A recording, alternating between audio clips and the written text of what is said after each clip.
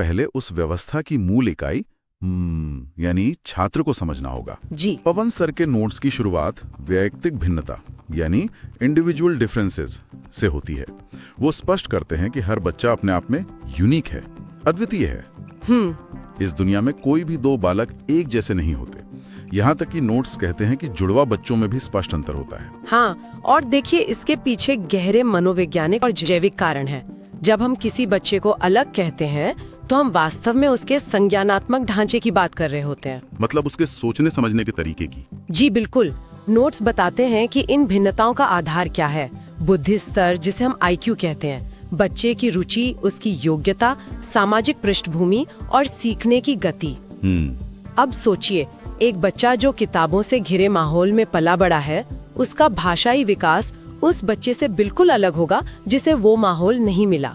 उनके दिमाग में सूचनाओं को प्रोसेस करने का तरीका अलग अलग विकसित होता है। बिल्कुल नहीं, क्योंकि नोट्स में एक बहुत ही सशक्त बात कही गई है कि शिक्षक का ये कर्तव्य है कि वो उस अंतर को बच्चे की कमजोरी ना माने, बल्कि इसे उसकी खूबी के रूप में स्वीकार करे। और यही सबसे बड़ा शिफ्ट है माइंडसेट में। हाँ, इसे समझने के लिए हम कक्षा की तुलना एक बगीचे से कर सकते हैं। अच्छा, कैसे? देखिए, बगीचे में अलग अलग प्रकार के पौधे होते हैं। किसी को ज्यादा धूप चाहिए, किसी को कम, किसी को ज्यादा पानी चाहिए, किसी को कम।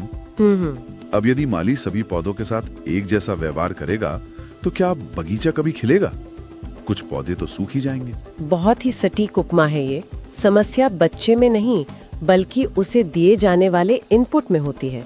पारंपरिक शिक्षा व्यवस्था में होता यह है कि जब कोई बच्चा धीमी गति से सीखता है तो उसे कमजोर मान लिया जाता है। हाँ, उस पर ठप्पा लगा दिया जाता है। बिल्कुल। लेकिन आधुनिक शिक्षा शास्त्र और पवन सर की ये स्रोत सामग्री चीख चीख कर कहती है कि धीमी गति से सीखना कोई बौद्धिक बीमारी नहीं है, ये केवल जानकारी को प्रोसेस करने की एक अलग गति है। लेकिन एक व्यावहारिक धरातल पर सोचिए। सिद्धांत रूप में भिन्नता को खूबी मानना बहुत आसान लगता है, पर एक शिक्षक कक्षा में प्रवेश करता है जहां 40 बच्चे बैठे हैं। इसका सीधा मतलब है 40 अलग अलग पौधे या 40 अलग अलग ऑपरेटिंग सिस्टम। जी। अब एक शिक्षक के पास इतना समय या संसाधन तो होता नहीं कि वो हर बच्चे के लिए अलग पाठ्यक्रम बनाए। ऐसे में एक शिक्षक के लिए इस सोच को लागू करने का सबसे पहला कदम क्या होना चाहिए? देखिए, व्यवहारिक धरातल पर इसका पहला कदम है पूर्वाग्रह मुक्त अवलोकन। पूर्वाग्रह मुक्त अवलोकन। हाँ, अनबायस्ड ऑब्जर्वेशन। Unbiased observation. शिक्षक को कक्षा में बिना किसी पूर्व निर्धारित पैमाने के बच्चों को ऑब्जर्व करना होता है। मान लीजिए कक्षा में एक बच्चा है जो शिक्षक के लंबे भाषणों या मौखिक निर्देशों को नहीं समझ पाता और फिर परीक्षा में खराब प्रदर्शन करता है। तो एक परंपरागत शिक्षक तो उसे नाकाबिल मान लेगा। बिल्कुल। लेकिन पूर्वाग्रह मुक्त अवलोकन करने वाला शिक्षक ये देखेगा कि शायद ये बच्चा सुनकर सीखने वाला यानी ऑडिटरी लर्नर। जी। जब उसी बच्चे को चित्र या वीडियो के माध्यम से विजुअल लर्निंग के जरिए वही बात समझाई जाती है तो वो तुरंत पकड़ लेता है। तो बात ये है कि शिक्षक को बच्चे की मूल प्रकृति को नहीं बदलना है, बल्कि अपनी शिक्षण विधि के इनपुट को बच्चे के रिसीवर के साथ ट्यून करना है। एकदम सही। यानी अगर बच्चा आपके तरीके से नहीं सीख पा रहा है तो आपको बच्चे के तरीके से सिखाना होगा। जी। लेकिन यहीं से एक बहुत बड़ी ढांचागत चुनौती पैदा होती है। अगर हर बच्चा इतना अद्वितीय है और सबको अलग अलग तरीकों से सीखना है तो क्या हमें हर बच्चे के लिए अलग कमरा बनाना पड़ेगा? नहीं, ऐसा बिल्कुल नहीं है। हाँ, क्योंकि यहीं पर स्रोत सामग्री एक बहुत ही महत्वपूर्ण अवधारणा को सामने लाती है। समावेशी शिक्षा यानी इंक्लूसिव एजुकेशन। और समावेशी शिक्षा का मूल मंत्र पवन सर के नोट्स में बहुत स्पष्ट रूप से दिया गया है। सबका साथ सबका विकास। बिल्कुल, सबका साथ सबका विकास। इसका सीधा अर्थ है सामान्य बच्चों और विशेष आवश्यकता वाले बच्चों, चाहे वे दिव्यांग हो या उन्हें कोई अधिगम अक्षमता हो, सभी को बिना किसी भेदभाव के एक ही छत के नीचे एक साथ शिक्षा प्रदान करना। लेकिन यहाँ अक्सर एक भ्रम पैदा होता है एकीकृत शिक्षा और समावेशी शिक्षा के बीच। मतलब सुनने में दोनों शब्द एक जैसे लगते हैं। शब्दों में समानता जरूर है, लेकिन इनके पीछे का दर्शन बिल्कुल अलग है और इस अंतर को समझना परीक्षा के लिए सबसे निर्णायक है। तो ये अंतर है क्या? देखिए, एकीकृत शिक्षा का मतलब है कि आपने एक व्हीलचेयर का उपयोग करने वाले बच्चे को अपने सामान्य स्कूल में दाखिला तो दे दिया, लेकिन उसे कक्षा तक पहुंचने के लिए सीढ़ियों के पास छोड़ दिया। व्यवस्था पुरानी ही रही, बच्चे को खुद उस व्यवस्था से संघर्ष करना पड़ा। अरे इसके विपरीत समावेशी शिक्षा का मतलब है उस बच्चे के लिए स्कूल में रैंप बनवाना, यानी सिस्टम को बदलना। जी, समावेशी शिक्षा इस सिद्धांत पर काम करती है कि सिस्टम को बच्चे की जरूरतों के हिसाब से बदलना होगा, न कि बच्चे को सिस्टम के हिसाब से। इससे मैं एक सामूहिक भोज के नजरिए से देखना चाहूंगा। बताइए। जब किसी बड़े सामूहिक भोज का आयोजन होता है तो उद्देश्य ये होता है कि समाज का हर व्यक्ति वहाँ आकर भोजन करे। अब केवल सबको एक बड़े हॉल में बुला लेना ही काफी नहीं होता। बिल्कुल नहीं। आयोजक को ये देखना होता है कि अगर वहाँ कोई बुजुर्ग है जिसके दांत कमजोर हैं तो उसके लिए नन भोजन हो, अगर किसी को कोई एलर्जी है तो उसके लिए अलग विकल्प हो। समावेशी शिक्षा बिल्कुल वैसी है। बहुत बढ़िया उदाहरण है ना? केवल बच्चों को एक कमरे में बिठा लेना काफी नहीं है, बल्कि ये सुनिश्चित करना आवश्यक है कि शिक्षा और ज्ञान हर बच्चे की पाचन क्षमता के अनुकूल हो। हाँ, और देखिए, ये केवल किताबी ज्ञान देने की बात नहीं है। समावेशी शिक्षा का मनोवैज्ञानिक प्रभाव बहुत गहरा होता है। वो कैसे? जब एक ही कक्षा में विभिन्न पृष्ठभूमि, अलग अलग शारीरिक और मानसिक क्षमताओं वाले बच्चे साथ पढ़ते हैं तो उनके भीतर सहानुभूति और सहयोग की भावना पैदा होती है। और ये सहानुभूति कोई ऐसी चीज नहीं है जिससे आप ब्लैक बोर्ड पे लिखकर रटा सकें। बिल्कुल नहीं, ये अनुभवात्मक अधिगम है। बच्चा अनुभव से सीखता है। जब एक सामान्य बच्चा ये देखता है कि उसके सहपाठी को पढ़ने में कठिनाई हो रही है या उसे चलने में मदद की जरूरत है और शिक्षक पूरी संवेदनशीलता से उसकी मदद कर रहे हैं, तो वो बच्चा खुद ब खुद वो व्यवहार अपना लेता है। जी, वो किताबी पाठ से नहीं बल्कि अपने आसपास के माहौल से सहयोग करना सीखता है। परीक्षाओं में जब ये पूछा जाता है कि समावेशी शिक्षा का मुख्य सामाजिक उद्देश्य क्या है, तो संवेदनशीलता का विकास उसका सबसे सटीक उत्तर होता है। तो सामूहिक भोज वाले उदाहरण पर वापस लौटें तो यह स्पष्ट है कि इस तरह का आयोजन करने के लिए या इस तरह की शिक्षा देने के लिए आयोजक या शिक्षक के पास एक बहुत ही अनुकूल और परिवर्तनशील व्यवस्था होनी चाहिए। मेरा मतलब है, जो व्यवस्था कठोर है वो कभी समावेशी नहीं हो सकती। एकदम सही बात है। और नोट्स का तीसरा सबसे बड़ा हिस्सा इसी चुनौती का समाधान देता है, लचीलापन यानी फ्लेक्सिबिलिटी। जी, समावेशी शिक्षा को कोरे कागजों से निकालकर धरातल पर लागू करने की एकमात्र कुंजी ही लचीलापन है। ये स्कूल के बुनियादी ढांचे से लेकर परीक्षा के तरीकों और कक्षा प्रबंधन तक फैला हुआ है। जैसे हमने रैंप की बात की, वो केवल ईंट और सीमेंट का ढांचा नहीं है, वो एक ऐसा मनोवैज्ञानिक संदेश है जो बच्चे को महसूस कराता है कि ये जगह उसके लिए भी बनी है। बिल्कुल। बुनियादी ढांचे के बाद नोट्स मूल्यांकन के तरीकों में लचीलेपन पर भी बहुत जोर देते हैं। और मूल्यांकन में लचीलापन बहुत जरूरी भी है। सोचिए, एक बच्चा जिसे डिस्ग्राफिया है, मतलब लिखने की अक्षमता है, या शारीरिक रूप से वो पेन पकड़ने में असमर्थ है, अगर व्यवस्था कठोर है तो वो उसे उसी 3 घंटे की लिखित परीक्षा के लिए मजबूर करेगी। परिणाम क्या होगा? वो बच्चा फेल हो जाएगा। हाँ, लेकिन वो बच्चा अपने ज्ञान की कमी के कारण फेल नहीं हुआ, वो उस परीक्षा प्रणाली की कठोरता के कारण फेल हुआ, जिसने उसकी शारीरिक अक्षमता को मापा, उसके ज्ञान को नहीं। अरे ये तो बहुत गहरी बात है। जी, तो लचीली व्यवस्था क्या करेगी?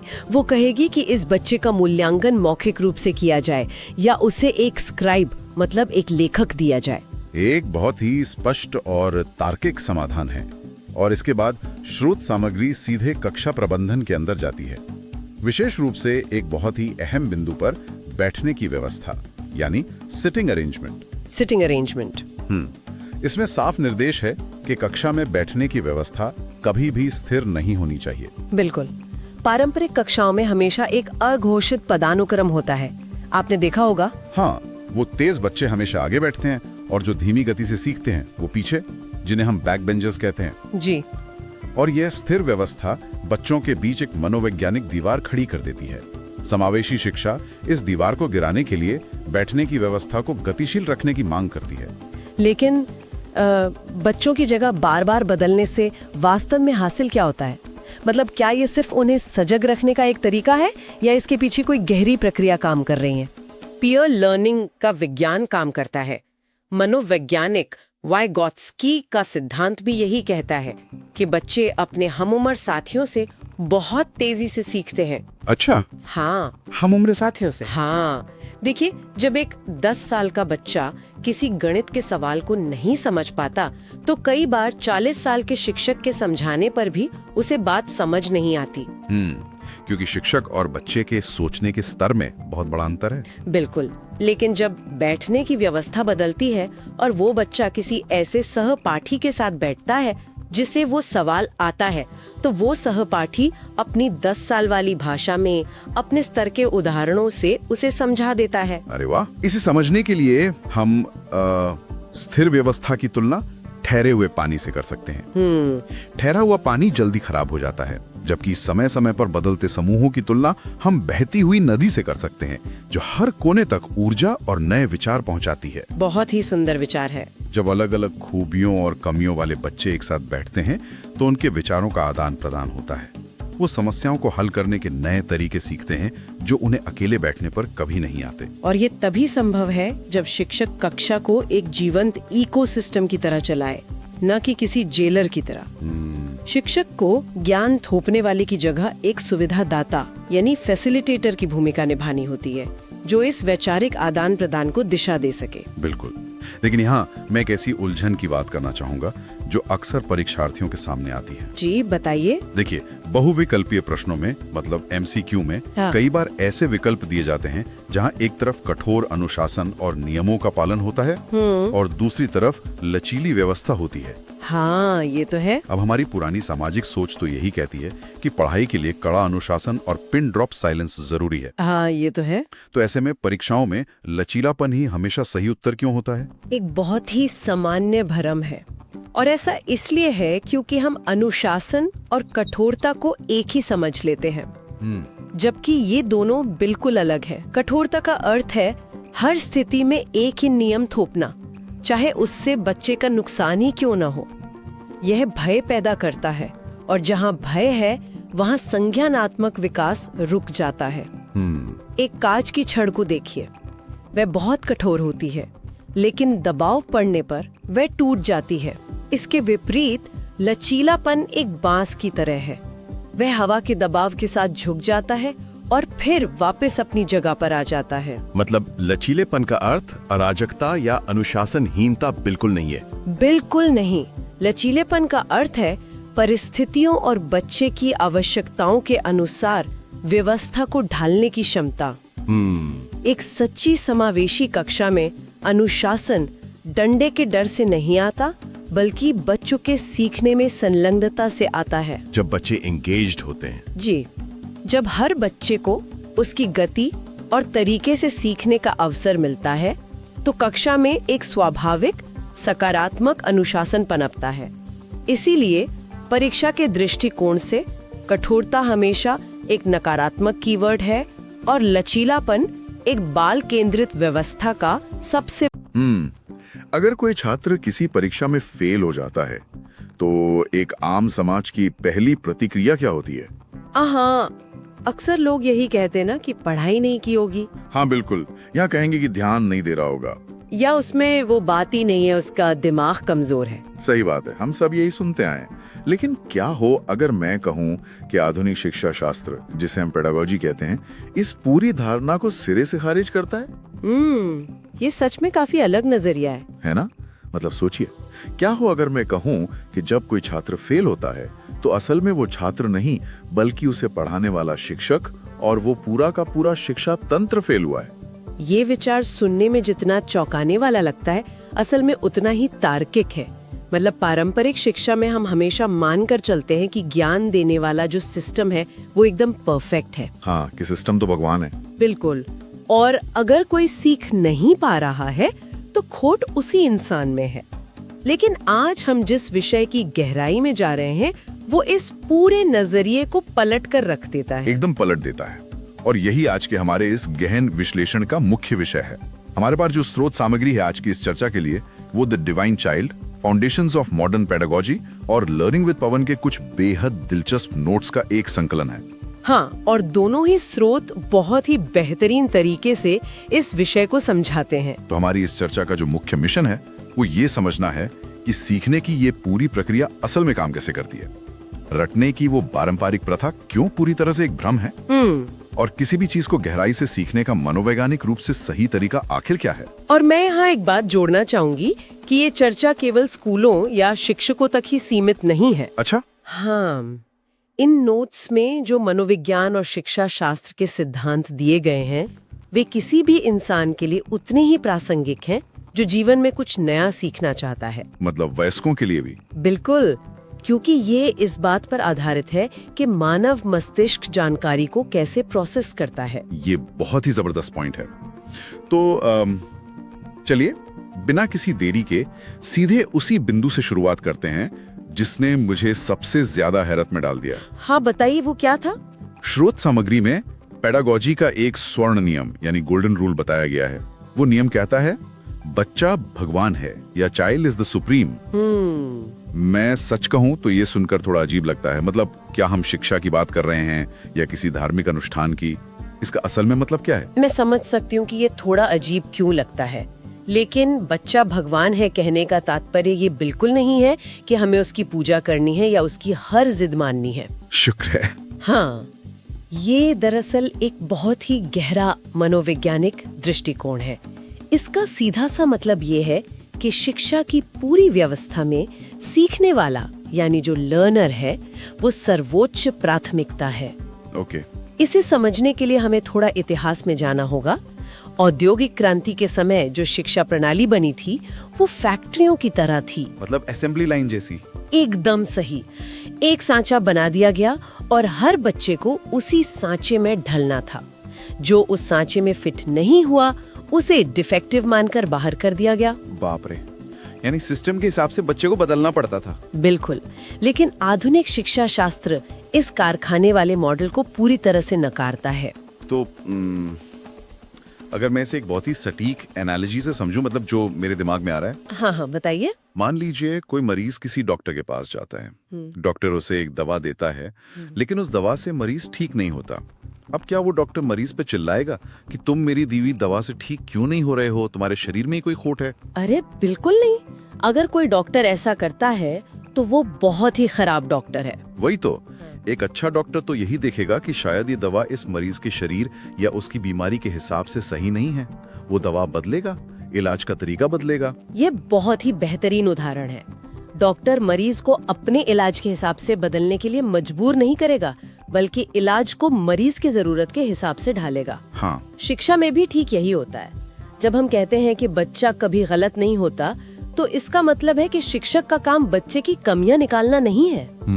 अगर कोई तरीका काम नहीं कर रहा है तो शिक्षक को अपना तरीका बदलना होगा, उसे सीखने के नए अवसर प्रदान करने होंगे। ये एनालॉजी बहुत अच्छी लग रही है सुनने में, लेकिन यहाँ मेरे मन में एक व्यावहारिक सवाल आता है। जी बिल्कुल। चलिए मान लिया कि सारी जिम्मेदारी सिस्टम की है, जी।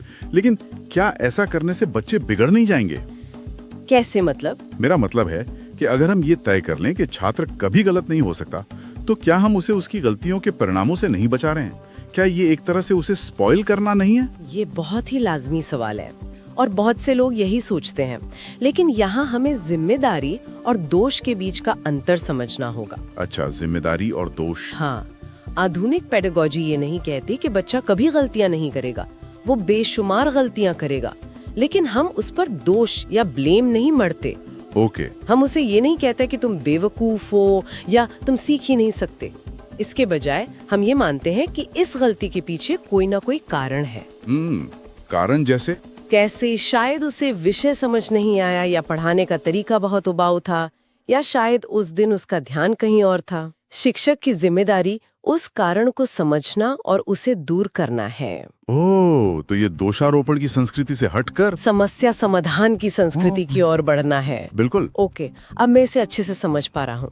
ये जिम्मेदारी का पूरा भार सीखने वाले के कंधों से हटाकर ढांचे पर डाल देता है। एकदम सही। तो जब हम ये मान लेते हैं कि सिस्टम को बच्चे के अनुकूल होना चाहिए, तो सवाल उठता है कि एक सिस्टम या क्लासरूम असल में ऐसा करता कैसे है। नोट्स में एक शब्द का बहुत इस्तेमाल हुआ है, बाल केंद्रित शिक्षण या चाइल्ड सेंटर्ड लर्निंग। ये क्या होता है? बाल केंद्रित शिक्षण वो पद्धति है जहां शिक्षा के केंद्र में केवल किताबें, पाठ्यक्रम या परीक्षा नहीं होती। तो फिर क्या होता है? बच्चे की रुचियां, उसकी क्षमताएं और उसकी अपनी अनूठी आवश्यकताएं। इस मॉडल में बच्चा सिर्फ चुपचाप बैठ के ज्ञान ग्रहण करने वाला कोई खाली बर्तन नहीं है। हाँ, जो पुरानी क्लासरूम्स में होता था। बिल्कुल। बाल केंद्रित मॉडल में बच्चा एक सक्रिय भागीदार या एक्टिव पार्टिसिपेंट होता है। नोट्स में एक और बात पर बहुत जोर दिया गया है, एक लोकतांत्रिक वातावरण का निर्माण। हाँ, डेमोक्रेटिक एनवायरनमेंट। एक ऐसा क्लासरूम जहां बच्चे को बिना किसी डर या झिझक के सवाल पूछने की पूरी स्वतंत्रता हो। लेकिन फिर से मैं यहाँ एक व्यवहारिक चुनौती देखता हूँ। बताइए। अगर हम 30 या 40 बच्चों से भरे एक क्लासरूम को पूरी तरह से लोकतांत्रिक आजादी दे दें और वे अपनी मर्जी से सवाल पूछें, तो क्या इससे क्लास में अराजकता नहीं फैलेगी? मतलब ये तो क्योस हो जाएगा ना। एक शिक्षक इस संतुलन को कैसे बनाए रखता है? इससे एक बहुत ही महत्वपूर्ण चिंता सामने आती है जो अक्सर नए शिक्षकों को सताती है। लेकिन यहाँ लोकतांत्रिक होने का मतलब अनुशासनहीनता या अराजकता बिल्कुल नहीं है। तो फिर क्या है? इसका मतलब है बौद्धिक स्वतंत्रता। एक क्लासरूम के संदर्भ में सन्नाटा हमेशा सीखने का संकेत नहीं होता। तो फिर स्वस्थ शोर और अराजकता में हम फर्क कैसे करेंगे? इसे एक वास्तविक उदाहरण से समझते हैं। मान लीजिए एक बच्चा क्लास में कागज के हवाई जहाज उड़ा रहा है। पारंपरिक क्लासरूम में शिक्षक क्या करेगा? वो उसे डांटेगा या शायद क्लास से बाहर ही निकाल देगा। हाँ, ये तानाशाही है। अब एक लोकतांत्रिक बाल केंद्रित क्लासरूम में क्या होगा? शिक्षक समझेगा कि बच्चे के अंदर ऊर्जा है, जिज्ञासा है, लेकिन वो ऊर्जा गलत दिशा में जा रही है। तो शिक्षक पूरी क्लास से पूछ सकता है, हम क्लास में किस तरह का माहौल चाहते हैं? अगर हम सब यहाँ शोर मचाएंगे और जहाज उड़ाएंगे तो क्या हम कुछ नया सीख पाएंगे? अरे वाह! शिक्षक बच्चों को ही नियम बनाने की प्रक्रिया में शामिल करता है। अच्छा, यानी नियम ऊपर से थोपे नहीं जाते, बल्कि बच्चे खुद उन नियमों का निर्माण करते हैं। बिल्कुल। और जब बच्चे खुद नियम बनाते हैं तो वे उनका पालन भी करते हैं, क्योंकि वे उसे अपनी जिम्मेदारी मानते हैं। ये तो बहुत ही स्मार्ट तरीका है ना। बौद्धिक स्वतंत्रता का मतलब बस इतना है कि बच्चे को ये डर नहीं होना चाहिए कि कोई मूर्खतापूर्ण सवाल पूछने पर उसका मजाक उड़ाया जाएगा। जिज्ञासा को दबाना नहीं है, उसे दिशा देनी है। ये बहुत ही स्पष्ट हो गया। अब एक कदम और आगे बढ़ते हैं। जब क्लासरूम एक लोकतंत्र बन गया है और ज्ञान का निर्माण बच्चे खुद कर रहे हैं, तो मुझे ये समझ नहीं आ रहा कि फिर शिक्षक वहां कर क्या रहा है। नोट्स में शिक्षण अधिगम प्रक्रिया को एक त्रिध्रुवीय या ट्राइपोलर प्रक्रिया कहा गया है, जिसमें शिक्षक, छात्र और पाठ्यक्रम शामिल हैं। लेकिन अगर शिक्षक अब क्लास का तानाशाह नहीं है, ज्ञान का इकलौता स्रोत नहीं है, तो उसकी नई भूमिका क्या है? देखिए, इंटरनेट के इस दौर में शिक्षक वैसे भी ज्ञान का इकलौता स्रोत तो रह ही नहीं गया है। गूगल पे सब कुछ है। जानकारी तो हर जगह है। इसलिए आधुनिक शिक्षा शास्त्र में शिक्षक अब एक सुविधादाता या फैसिलिटेटर बन गया है। सुविधादाता। इस शब्द को सुनते ही मेरे दिमाग में ना आधुनिक नेविगेशन सिस्टम या जीपीएस का विचार आता है। क्या मैं सही दिशा में सोच रहा हूँ? अरे, ये एक बेहद शानदार और सटीक एनालॉजी है। जरा समझाइए कि आप इसे जीपीएस से कैसे जोड़ रहे हैं। देखिए, जब हम गाड़ी में जीपीएस चालू करते हैं, तो क्या जीपीएस खुद गाड़ी चलाता है? नहीं, बिल्कुल नहीं। एक्सेलरेटर, ब्रेक, स्टीयरिंग सब हमारे ही हाथ में होता है। जीपीएस सिर्फ हमारा रास्ता आसान बनाता है। हाँ, वो बताता है कि आगे ट्रैफिक है या हमें बाएं मुड़ना है। और सबसे दिलचस्प बात यह है कि अगर हम कोई गलत मोड़ ले भी लेते हैं, तो जीपीएस हम पर चिल्लाता नहीं है कि तुमने गलत मोड़ क्यों लिया, तुम कितने बेवकूफ हो। हाँ, वो गुस्सा नहीं करता। वो बस शांति से कहता है, रास्ता दोबारा खोजा जा रहा है, या रिकैलकुलेटिंग। मुझे लगता है कि एक फैसिलिटेटर के रूप में शिक्षक की भूमिका भी ठीक ऐसी ही है। मैं बता रही हूँ, ये शायद शिक्षक की भूमिका को समझाने का सबसे बेहतरीन तरीका है। धन्यवाद। शिक्षक सीखने के सफर में बस माहौल बनाता है, दिशा दिखाता है, लेकिन सीखने की गाड़ी छात्र को खुद ही चलानी पड़ती है। एकदम। और जब छात्र खुद उस रास्ते का अनुभव करता है, अपने हाथ से स्टीयरिंग संभालता है, तभी असली अधिगम यानी असली लर्निंग होती है। हमारे नोट्स में अधिगम की एक बहुत ही वैज्ञानिक और सटीक परिभाषा दी गई है। व्यवहार में स्थायी परिवर्तन। व्यवहार में स्थायी परिवर्तन यानी जो ज्ञान हमने आज हासिल किया वो कल वाष्प बनकर उड़ नहीं जाना चाहिए। एकदम सही। और इसका सबसे खूबसूरत और प्रत्यक्ष प्रमाण है सकारात्मक अधिगम हस्तांतरण, जिसे इंग्लिश में पॉजिटिव ट्रांसफर ऑफ लर्निंग कहते हैं। अच्छा, ये क्या होता है? मान लीजिए एक बच्चा साइकिल चलाना सीखता है। वो संतुलन बनाना, हैंडल को संभालना और दूरी का अंदाजा लगाना सीखता है। हाँ। ये सारे कौशल केवल साइकिल चलाने तक सीमित नहीं रहते। जब वही बच्चा कुछ साल बाद मोटरसाइकिल या बाइक चलाना सीखता है तो क्या उसे संतुलन बनाना दोबारा शून्य से सीखना पड़ता है? अरे नहीं, बिल्कुल नहीं। वो कौशल तो अपने आप वहां ट्रांसफर हो जाता है। यही बात है। साइकिल चलाने का वो कौशल बाइक चलाने में स्वतः ही उसकी मदद करता है। यही व्यवहार में आया वो स्थायी परिवर्तन है जो साबित करता है कि असली शिक्षा हुई है। वाह। ज्ञान किसी डिब्बे में बंद नहीं रहता, वो एक परिस्थिति से दूसरी परिस्थिति में लागू होता है। ये बहुत ही गहरी बात है यार, लेकिन ये मुझे एक बहुत ही बड़े सवाल की ओर ले जाती है। वो क्या? व्यवहार में ये जो स्थायी परिवर्तन है वो रातों रात तो होता नहीं है, तो ये असल में कैसे घटित होता है? और उससे भी बड़ा सवाल, अगर असली शिक्षा स्थायी होती है तो फिर रटने से यानी रोट लर्निंग से ये स्थायी परिवर्तन क्यों नहीं आता? हम सभी ने कभी ना कभी परीक्षाओं के लिए रट्टा मारा है, लेकिन परीक्षा के अगले ही दिन हम सब कुछ भूल जाते हैं। इसके पीछे का विज्ञान क्या है? ये समझना बहुत जरूरी है कि रटना अधिगम क्यों नहीं है। इसे समझने के लिए हमें थोड़ा मस्तिष्क के काम करने के तरीके यानी न्यूरो साइंस में झांकना होगा। अच्छा। जब कोई जानकारी बिना समझे रटी जाती है तो वो हमारे मस्तिष्क की शॉर्ट टर्म मेमोरी में स्टोर होती है। आप इसे किसी कंप्यूटर की रैम की तरह समझ सकते हैं। हाँ, रैम में जो डेटा होता है वो टेम्पररी होता है। बिल्कुल।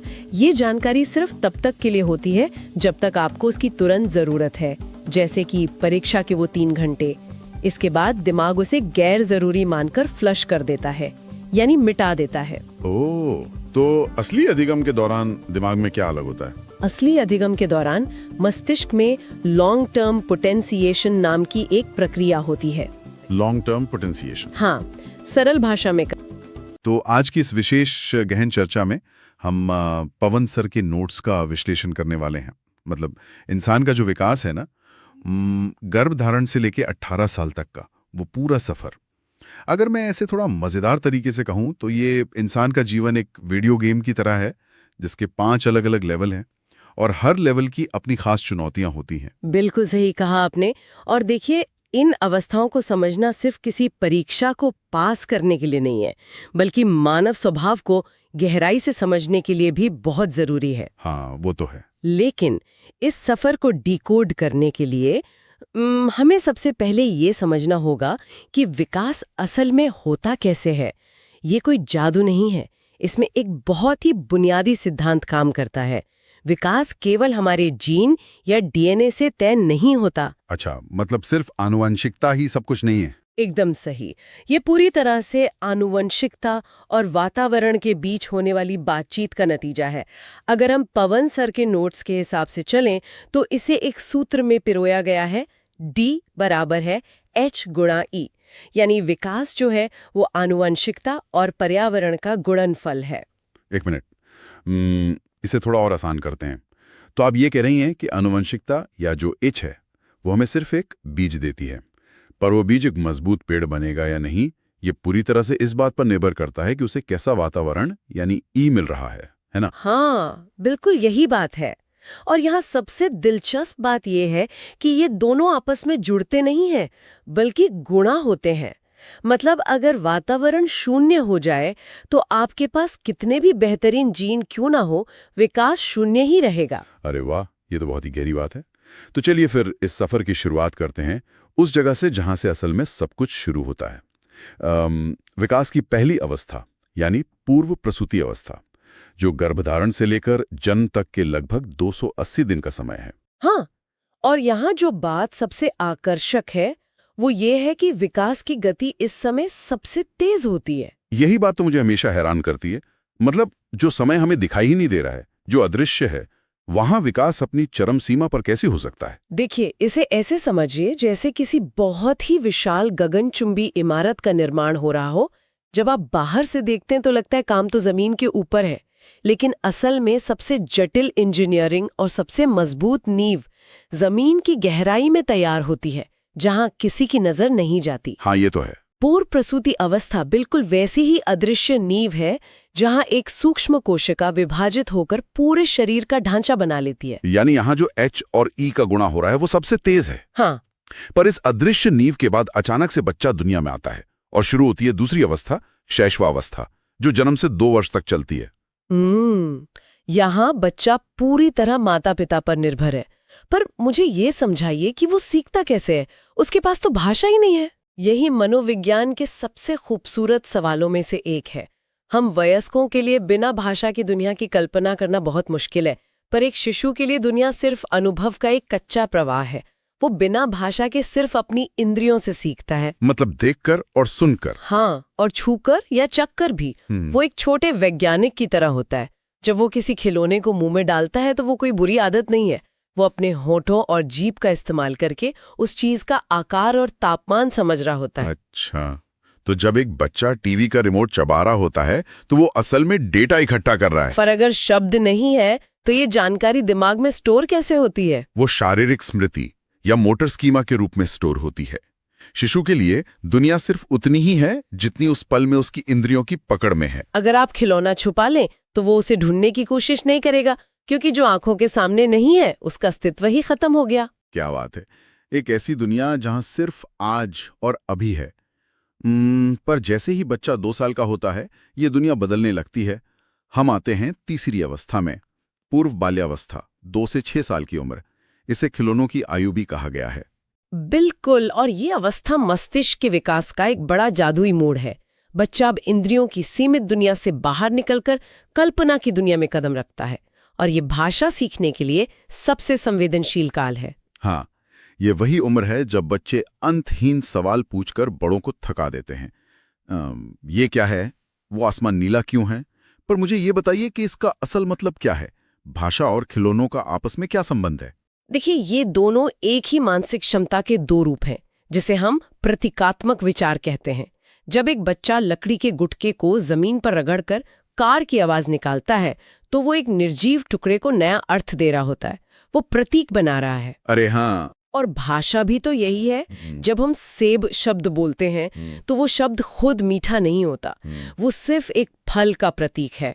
तो खिलौने असल में भाषा और कल्पना विकसित करने के पहले उपकरण है। ये तो मेरे लिए एकदम नया नजरिया है। मतलब बच्चा खेल खेल में भाषा का आधार तैयार कर रहा है। पर उन सवालों का क्या जो वो लगातार पूछते हैं? वो सवाल ब्रह्मांड के रहस्य जानने के लिए नहीं होते। इस उम्र में बच्चे का मस्तिष्क एक स्पंज की तरह होता है।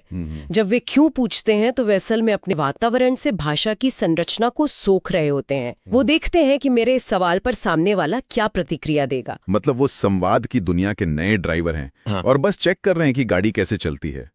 ये अवस्था तो एक सिंगल प्लेयर मोड जैसी लगती है, पर 6 साल के बाद एक बहुत बड़ा बदलाव आता है। उत्तर बाल्यावस्था जो 6 से 12 वर्ष तक चलती है। यहाँ हमारा वीडियो गेम मल्टीप्लेयर मोड में चला जाता है। एकदम सही। घर की दुनिया से निकलकर बच्चा दोस्तों की टोली में पहुंचता है। इसे ही टोली की आयु या गैंग एज कहा गया है, और नोट्स में इसे गंदी अवस्था और सुनहरी अवस्था दोनों माना गया है। एक मिनट, यहाँ मुझे थोड़ा कंफ्यूजन है। मतलब गंदी अवस्था तो समझ में आती है क्योंकि बच्चे धूल मिट्टी में खेलते हैं, कपड़े गंदे करते हैं। पर एक ही अवस्था गंदी और सुनहरी दोनों कैसे हो सकती है? हम तो साफ सफाई को अच्छा मानते हैं ना। विरोधाभास लगता है, लेकिन है नहीं, क्योंकि चरित्र और सामाजिक बुद्धि की असली नींव इसी धूल मिट्टी में रखी जाती है। इस अवस्था में बच्चा तर्क करना सीखता है, और यह तर्क वो गणित की क्लास में नहीं बल्कि खेल के मैदान में विकसित करता है। खेल के मैदान में तर्क? वो कैसे? सोचिए, जब बच्चे गली में खेलते हैं तो उनकी टोली के अपने अलिखित नियम होते हैं। जैसे अगर तुमने चीटिंग की तो पूरी टोली तुम्हें बाहर निकाल देगी। एक टोली में रहने का मतलब है बच्चे को अपना अहंकार किनारे रखना होगा और दूसरों की भावनाएं समझनी होंगी। अच्छा, मतलब वो बच्चा जो अब तक घर का राजा था, उसे समझ आ रहा है कि बाहरी दुनिया के नियम अलग हैं, उसे सहयोग करना ही पड़ेगा। बिल्कुल, और इसीलिए ये सुनहरी अवस्था है। बच्चा स्वार्थ से निकलकर सामाजिक नियमों को समझता है। यहाँ भी हमारा सूत्र D = H × E काम कर रहा है। टोली का बाहरी वातावरण उसे सामाजिक बना ही देता है। ये तो बहुत ही शानदार बात है। पर जैसे ही लगता है कि बच्चा अनुशासित हो गया है, अचानक विकास का सबसे खतरनाक मोड़ आ जाता है। 12 से 18 वर्ष की आयु यानी किशोरावस्था। हाँ, जिसे तनाव, तूफान और संघर्ष की अवस्था कहा जाता है। अगर मैं अपनी कंप्यूटर वाली एनालॉजी लगाऊं तो ऐसा लगता है जैसे एक सुचारू रूप से चल रहे सिस्टम में अचानक से एक बहुत भारी क्रैश करने वाला सॉफ्टवेयर अपडेट आ गया हो। पर इसे खास तौर पर तनाव और तूफान ही क्यों कहा गया है? आपका ये सॉफ्टवेयर अपडेट का उदाहरण बहुत बढ़िया है, पर यह एक महत्वपूर्ण सवाल खड़ा करता है। असल में समस्या सिर्फ नए सॉफ्टवेयर की नहीं है, बल्कि यह पहचान के संकट की है। शरीर अचानक से बदल रहा है, लेकिन मस्तिष्क का भावनाओं को नियंत्रित करने वाला हिस्सा अभी पूरी तरह तैयार नहीं है। मतलब शरीर बड़ा हो गया है, पर मानसिक ब्रेक अभी काम नहीं कर रहे। पर यह पहचान का संकट क्या होता है? एक 8 साल के बच्चे को तो ये संकट नहीं होता, फिर किशोर को ही क्यों घिरता है? क्योंकि 8 साल के बच्चे की पहचान समाज और माता पिता तय कर देते हैं, वो उसी में खुश रहता है। लेकिन जब बच्चा 14 साल का होता है, तो वातावरण और समाज की उम्मीदें बदल जाती हैं। अच्छा, समाज का नजरिया बदल जाता है। हाँ, समाज उनसे एक वयस्क की तरह व्यवहार करने की उम्मीद करता है। उनसे कहा जाता है कि अब तुम बच्चे नहीं हो। लेकिन जब वो किशोर कोई बड़ा फैसला लेना चाहता है, तो उसे डपट दिया जाता है कि तुम अभी इतने बड़े नहीं हुए। मतलब ना वो बच्चा रहा और ना ही बड़ा हुआ। बिल्कुल। और यही विरोधाभास उसे घुटन देता है।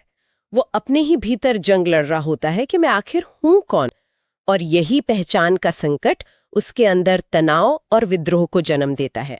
अब समझ में आया वो तूफान कहाँ से आता है। जो तर्क उसने टोली में सीखा था, अब वो उसी से माता पिता के दोहरे मानदंडों पर सवाल उठा रहा है। तो एक तरह से ये तूफान जरूरी भी है ना? बहुत जरूरी है। ये पुराना बचपन का सॉफ्टवेयर हटाकर नया ऑपरेटिंग सिस्टम इंस्टॉल होने की दर्दनाक प्रक्रिया है। जब तक ये पहचान का संकट नहीं होगा, तब तक एक स्वतंत्र और आत्मविश्वासी इंसान का निर्माण हो ही नहीं सकता। क्या बात है। मतलब इस पूरी यात्रा को देखें तो जन्म से पूर्व की सबसे तेज गति से लेकर शैशवावस्था का इंद्रियों वाला सीखना, फिर खिलौनों और सवालों की दुनिया, उसके बाद टोलियों का तर्क और अंत में किशोरावस्था का तूफान, हर चरण का अपना एक स्पष्ट उद्देश्य है। हाँ, और इस ज्ञान की प्रासंगिकता यही है कि यदि हम हर चरण की विशेषता को समझ लें, तो बच्चे के विकास को सही दिशा दी जा सकती है। अगर हम किसी वाइल्ड लाइफ डॉक्यूमेंट्री को देखें ना, तो एक बहुत ही हैरान करने वाली बात नजर आती है। मतलब मैंने कई बार देखा है कि एक जिराफ का बच्चा पैदा होने के कुछ ही घंटों के भीतर अपने पैरों पर खड़ा हो जाता है। हाँ बिल्कुल, और वो चलने भी लगता है। सही कहा, वो दौड़ने भी लगता है। लेकिन अगर हम इंसानों की बात करें ना, तो एक इंसानी बच्चे को सिर्फ अपने पैरों पर बिना सहारे के खड़े होने में ही करीब 1 साल से ज्यादा का समय लग जाता है। एकदम। मतलब अगर जैविक रूप से देखा जाए, तो इंसान जन्म के समय दुनिया के सबसे असहाय जीवों में से एक है। मुझे तो ये बहुत अजीब लगता है। देखिए, ये अजीब जरूर लगता है, लेकिन सच कहूं तो ये असहाय होना कोई कमजोरी नहीं है, बल्कि विकासवादी नजरिए से देखें तो यही हमारी सबसे बड़ी ताकत है। अच्छा, वो कैसे? क्योंकि शुरुआत में हमारी ये जो धीमी गति है ना, यही उस जैविक इंजन को तैयार करती है जो इंसानी दिमाग को धरती का सबसे शक्तिशाली उपकरण बनाता है। मतलब जानवरों का विकास बहुत जल्दी पूरा हो जाता है, क्योंकि उनका मुख्य लक्ष्य सिर्फ जिंदा रहना है। हाँ, शिकार से बचना और बस जिंदा रहना। बिल्कुल। लेकिन इंसान को एक बहुत ही जटिल सामाजिक, मानसिक और संवेगात्मक जीवन जीना होता है, जिसके लिए एक बहुत ही गहरी और लंबी प्रक्रिया की जरूरत होती है। चलिए फिर आज की इस गहरी चर्चा में इसी विषय को थोड़ा खोलकर समझते हैं। हमारा मिशन भी आज यही है कि हम इन स्रोत सामग्रियों के आधार पर इस पूरी प्रक्रिया को डिकोड करें। हाँ, ये बहुत जरूरी है। क्योंकि आम बोलचाल में हम अक्सर कह देते हैं कि बच्चा बड़ा हो रहा है। मतलब हम वृद्धि यानी ग्रोथ और विकास यानी डेवलपमेंट, इन दोनों शब्दों का इस्तेमाल ऐसे करते हैं जैसे ये एक ही सिक्के के 2 पहलू हो, जो कि बहुत बड़ी गलतफहमी है। बिल्कुल। विज्ञान और मनोविज्ञान के नजरिए से इनमें जमीन आसमान का अंतर है। तो आज हम विकास के उन 5 प्रमुख सिद्धांतों को समझेंगे जो दुनिया के हर इंसान पर लागू होते हैं। और ये आज की चर्चा ना एक क्लासरूम जैसी होगी, लेकिन बोरिंग बिल्कुल नहीं। हम सिर्फ सतही तौर पर ये नहीं जानेंगे कि क्या हो रहा है, बल्कि हम क्यों पर बात करेंगे। तो सबसे पहले उस बुनियादी उलझन को सुलझाते हैं जो अक्सर हमारे दिमाग में होती है। ये वृद्धि और विकास के बीच का असली फर्क आखिर है क्या? मतलब अगर मैं पूछूं कि छोटे बच्चों के कपड़े जो कुछ ही महीनों में छोटे पड़ जाते हैं, वो क्या है? वो विशुद्ध रूप से वृद्धि है। विज्ञान की भाषा में कहें तो वृद्धि एक मात्रात्मक बदलाव है, क्वांटिटेटिव मतलब जिसे गिना या मापा जा सके। एकदम सही। इसका सीधा सा मतलब है शरीर के आकार, वजन या संरचना में होने वाला वो परिवर्तन जिसे आप आसानी से माप सकते हैं, जैसे इंची टेप लेकर ऊंचाई मापना। हाँ, या तराजू पर वजन मापना। बिल्कुल। हड्डियां कितनी लंबी हो रही हैं या शरीर का आकार कितना बढ़ रहा है, ये सब वृद्धि है। और इसका सबसे बड़ा नियम यह है कि ये एक निश्चित समय के बाद रुक जाती है, जिसे हम परिपक्वता या मैच्योरिटी कहते हैं। एक मिनट, मुझे यहाँ थोड़ा टोकना पड़ेगा। जब हम कहते हैं कि परिपक्वता के बाद वृद्धि रुक जाती है, तो क्या शरीर में कोई बदलाव नहीं होता? बदलाव होते हैं, लेकिन मेरा मतलब है कि जो लोग 40 या 50 साल की उम्र में जिम जाते हैं और भारी वजन उठाते हैं, उनके शरीर की मांसपेशियां तो बढ़ती हैं ना? वो तो लगातार बड़े होते हैं। तो क्या वो वृद्धि नहीं है? ये एक बहुत ही लाजवाब और तार्किक सवाल है। देखिए, यहाँ हमें कोशिकीय स्तर की वृद्धि और कंकाल तंत्र की वृद्धि के बीच का अंतर समझना होगा। अच्छा, कंकाल तंत्र मतलब? हड्डियों का ढांचा। बिल्कुल। जब विज्ञान कहता है कि वृद्धि रुक जाती है, तो उसका सीधा मतलब हमारे बुनियादी ढांचे से होता है। इंसान की ऊंचाई एक उम्र के बाद नहीं बढ़ती। जिम जाने पर जो मांसपेशियां बढ़ती हैं, वो सिर्फ मौजूदा कोशिकाओं का विस्तार है, नई हड्डियों का निर्माण नहीं है। ओ, अब समझ में आया। मतलब शरीर के अंदर कोशिकाओं की मरम्मत या बालों का बढ़ना जीवन भर चल सकता है, लेकिन बाहरी आकार का बढ़ना रुक जाता है। एकदम सही। बाहरी ढांचा एक तरह से पूर्ण विराम ले लेता है। तो क्या हम कह सकते हैं कि वृद्धि हमारे स्मार्टफोन के हार्डवेयर की तरह है? मतलब जैसे स्क्रीन का बड़ा होना, जो एक बार बन गया तो फिक्स हो जाता है। अरे वाह, ये तुलना बहुत सटीक है। हार्डवेयर फिक्स हो गया है और यहीं से विकास की असली कहानी शुरू होती है। तो अगर वृद्धि हार्डवेयर है, तो विकास क्या है? Software update? बिल्कुल। विकास एक बहुत ही व्यापक प्रक्रिया है। इसमें वृद्धि शामिल जरूर है, लेकिन ये मुख्य रूप से गुणात्मक बदलावों पर केंद्रित है, यानी क्वालिटेटिव बदलाव। क्वालिटेटिव मतलब जिसे हम माप नहीं सकते, बस महसूस कर सकते हैं। हाँ, जैसे आपकी कार्यकुशलता, सोचने का तरीका या आपके सामाजिक और मानसिक बदलाव। विकास उस फोन के सॉफ्टवेयर अपडेट की तरह है, जो जीवन भर चलता रहता है, जो फोन को लगातार बेहतर बनाता रहता है। सही कहा। मनोविज्ञान में एक बहुत ही प्रसिद्ध अवधारणा है, वूम टू टूम्ब, यानी गर्भ से कब्र तक का सफर। वूम टू टूम्ब, ये सुनने में बड़ा गहरा लगता है भी। एक इंसान का विकास तब शुरू हो जाता है जब वो अपनी माँ के गर्भ में होता है, और ये उसके जीवन की आखिरी सांस तक चलता रहता है। ये कभी नहीं रुकता। लेकिन अगर ये सॉफ्टवेयर अपडेट जीवन भर चलता है, तो क्या हमेशा एक जैसा ही रहता है? नहीं, बिल्कुल नहीं। और यहीं पर हमारा दूसरा सिद्धांत आता है। अगर हम इसे व्यापक नजरिए से जोड़कर देखें, तो ये समझना दिलचस्प होगा कि ये लंबी यात्रा किस पैटर्न में आगे बढ़ती है। तो पैटर्न क्या है इसका? इसे निरंतरता का सिद्धांत कहते हैं, प्रिंसिपल ऑफ कंटिन्यूटी। विकास कभी थकता नहीं है और कभी रुकता नहीं है। मतलब ये एक बिना रुके चलने वाले इंजन की तरह है। एकदम। इसकी गति बचपन में बहुत तेज हो सकती है, फिर बीच में थोड़ी धीमी हो सकती है, और किशोरावस्था में अचानक फिर से तेज हो सकती है, लेकिन ये थमता कभी नहीं है। चलिए, गति तो बदलती रहती है, ये समझ में आ गया, लेकिन क्या इसका क्रम भी बदलता है? नहीं, क्रम कभी नहीं बदलता। इसे क्रमिकता का सिद्धांत या एक समान प्रतिमान कहते हैं, यूनिफॉर्म पैटर्न। दुनिया के हर बच्चे के लिए विकास का क्रम बिल्कुल एक ही है। मतलब एक ही क्रम? हाँ, पहले बच्चा बैठना सीखेगा, फिर घुटनों के बल चलेगा, और उसके बाद ही खड़ा होना सीखेगा। कोई भी बच्चा पैदा होते ही सीधे दौड़ने नहीं लगता। यहाँ मुझे एक डाउट है, क्या दुनिया में ऐसा कोई अपवाद नहीं है? मतलब क्या कोई जीनियस बच्चा ऐसा नहीं हो सकता जो इस क्रम को तोड़कर सीधे चलना सीख जाए? अक्सर लोग ये सोचते हैं, लेकिन नहीं। क्रम हमेशा एक समान रहता है। यही प्रकृति का नियम है। न्यूरोलॉजी के हिसाब से दिमाग को पहले बैठने के लिए वायरिंग बनानी पड़ती है। उसके बिना दौड़ने वाली वायरिंग बनी नहीं सकती। अच्छा, तो ये दिमाग की वायरिंग का खेल है सारा। बिल्कुल। बुनियादी कोड लिखे बना आप हाई एंड सॉफ्टवेयर नहीं चला सकते। यहाँ बात सच में बहुत दिलचस्प हो जाती है। अगर हर बच्चे का क्रम एक जैसा है, तो शरीर ये कैसे तय करता है कि किस हिस्से को पहले विकसित करना है? मतलब शरीर का ब्लूप्रिंट क्या है? हाँ, ये विकास की दिशा का सिद्धांत है। इसके दो बहुत ही महत्वपूर्ण और वैज्ञानिक रूप हैं। पहला है सेफेलोकॉर्डल। सेफेलो, बाप रे, ये कैसे शब्द है? इसे हिंदी में सिरोधपदोन्मुखी कहते हैं। सिरोधपदोन्मुखी, ये तो और भी भारी शब्द है। आसान भाषा में इसका क्या मतलब है? इसका सीधा सा मतलब है कि विकास हमेशा सिर से पैर की ओर होता है। सिर से पैर की ओर? हाँ, आपने ध्यान दिया होगा कि एक छोटा बच्चा सबसे पहले अपनी गर्दन या सिर को संभालना सीखता है। हाँ, शुरुआत में तो उनका सिर बस लुढ़कता रहता है। बिल्कुल। सबसे पहले सिर पर नियंत्रण आता है, फिर उसके धड़ पर, और सबसे अंत में वो अपने पैरों पर खड़ा होना सीखता है। अच्छा, और दूसरा रूप क्या है? दूसरा है प्रॉक्सिमोडिस्टल, यानी समीप दूराभिमुख।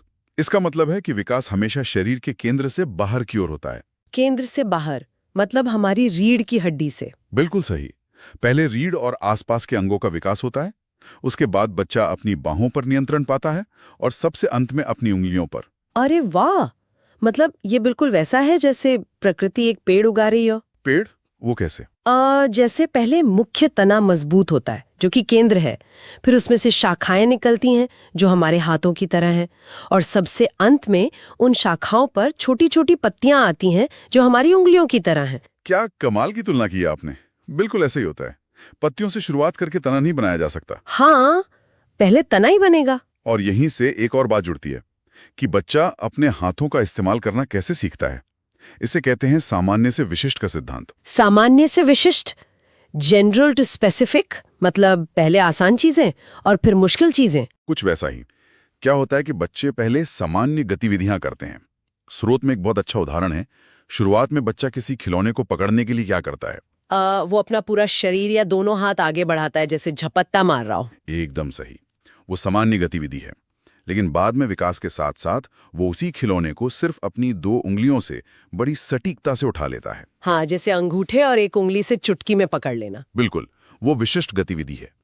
विकास हमेशा इसी तरह काम करता है। ये सब तो ठीक है, लेकिन अगर सबके लिए क्रम एक है, दिशा एक है, तो फिर हर बच्चा अलग अलग समय पर चीजें क्यों सीखता है? क्या बात है।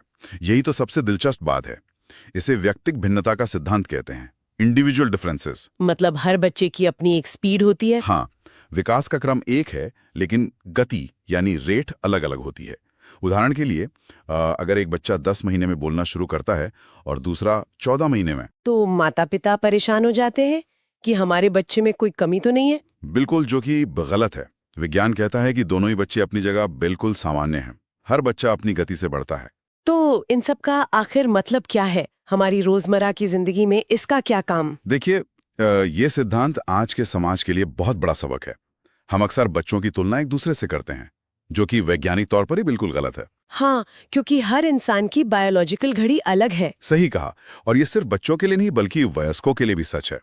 हम अवास्तविक उम्मीदें लगाना बंद कर देते हैं जब हम ये समझ जाते हैं। तो चलिए चर्चा को थोड़ा समेटते हैं। आज हमने जाना कि वृद्धि एक सीमित शारीरिक बदलाव है जिसे मापा जा सकता है, जो एक समय बाद रुक जाती है। हाँ, और विकास एक आजीवन चलने वाली प्रक्रिया है, वूम टू टूम, गर्भ से कब्र तक। और विकास की दिशा हमेशा सिर से पैर और केंद्र से बाहर की ओर होती है। और ये भी कि विकास सामान्य से विशिष्ट की तरफ बढ़ता है। और सबसे जरूरी बात कि ये जानकारी सिर्फ परीक्षा की तैयारी करने वाले छात्रों के लिए नहीं है, बल्कि हर उस व्यक्ति के लिए है जो मानव स्वभाव को समझना चाहता है। बिल्कुल सही। सच में आज बहुत कुछ नया सीखने को मिला। जब हम किसी इंसान के शारीरिक विकास को देखते हैं ना, तो चीजें बहुत ही स्पष्ट होती हैं। हाँ, बिल्कुल। मतलब एक बच्चा पहले घुटनों के बल चलना सीखता है, फिर खड़ा होता है और फिर दौड़ना शुरू कर देता है। इस विकास को हम अपनी आंखों से देख सकते हैं। बिल्कुल, एकदम सही। इसे तो बाकायदा नापा भी जा सकता है। लेकिन जब बात दिमाग के विकास की आती है ना, कि एक नवजात शिशु का दिमाग कैसे कैसे दुनिया को समझना शुरू करता है, तो मामला काफी उलझ जाता है। क्योंकि दिमाग के अंदर असल में क्या चल रहा है, इसे कोई सीधे तौर पर देख नहीं सकता। बिल्कुल। और आज की हमारी इस गहरी पड़ताल का जो मिशन है ना, वो इसी उलझे हुए परिदृश्य को पूरी तरह से साफ करना है। जी, और ये बहुत जरूरी भी है। आज हम बाल विकास के 2 सबसे बड़े दिग्गजों के विचारों में गोता लगाने वाले हैं। एक हैं जीन पियाजे और दूसरे हैं लेव वाइगोत्स्की। हाँ, मनोविज्ञान की ये 2 नाम ऐसे हैं जिनके बिना आप इंसान के विकास को समझ ही नहीं सकते। एकदम। हमारा लक्ष्य यही है कि ये जो पूरा भारी भरकम सा सिलेबस लगता है ना लोगों को, वो आज आसानी से सबकी मुट्ठी में आ जाए। एक तरफ पियाजे हैं जो कहते हैं कि बच्चे नन्हे वैज्ञानिक होते हैं, और दूसरी तरफ वाइगोत्स्की हैं जो इस बात पर जोर देते हैं कि भाई बिना समाज और संस्कृति के आप कुछ सीख ही नहीं सकते। तो चलिए इस ढांचे को खोलना शुरू करते हैं। सबसे पहले पियाजे की बात करते हैं। उनका ये जो विचार है कि बच्चा नन्हा वैज्ञानिक है, इसका असल में क्या मतलब है? देखिए, पियाजे का सीधा सा मानना था कि बच्चा ज्ञान को कहीं से मतलब किसी पेन ड्राइव की तरह बस डाउनलोड नहीं करता। अच्छा, वो खुद अपने ज्ञान का निर्माण करता है। वो हर नई चीज को छूकर, गिराकर या चबाकर एक तरह का प्रयोग कर रहा होता है। जैसे वो असल में कोई रिसर्च कर रहा हो। बिल्कुल। और इस पूरी प्रक्रिया को समझने के लिए ना मनोविज्ञान में एक बहुत ही जरूरी शब्द है स्कीमा। स्कीमा। अगर मैं इसे आसान भाषा में समझना चाहूं तो ये स्कीमा आखिर है क्या? इसे आप हमारे दिमाग का बुनियादी फोल्डर कह सकते हैं। जानकारी को प्रोसेस करने के लिए दिमाग में बने छोटे छोटे पैकेट। पैकेट? हाँ, मतलब कैसे? जैसे जब बच्चा दुनिया में आता है तो वो हर नई चीज का एक पैटर्न बनाता है।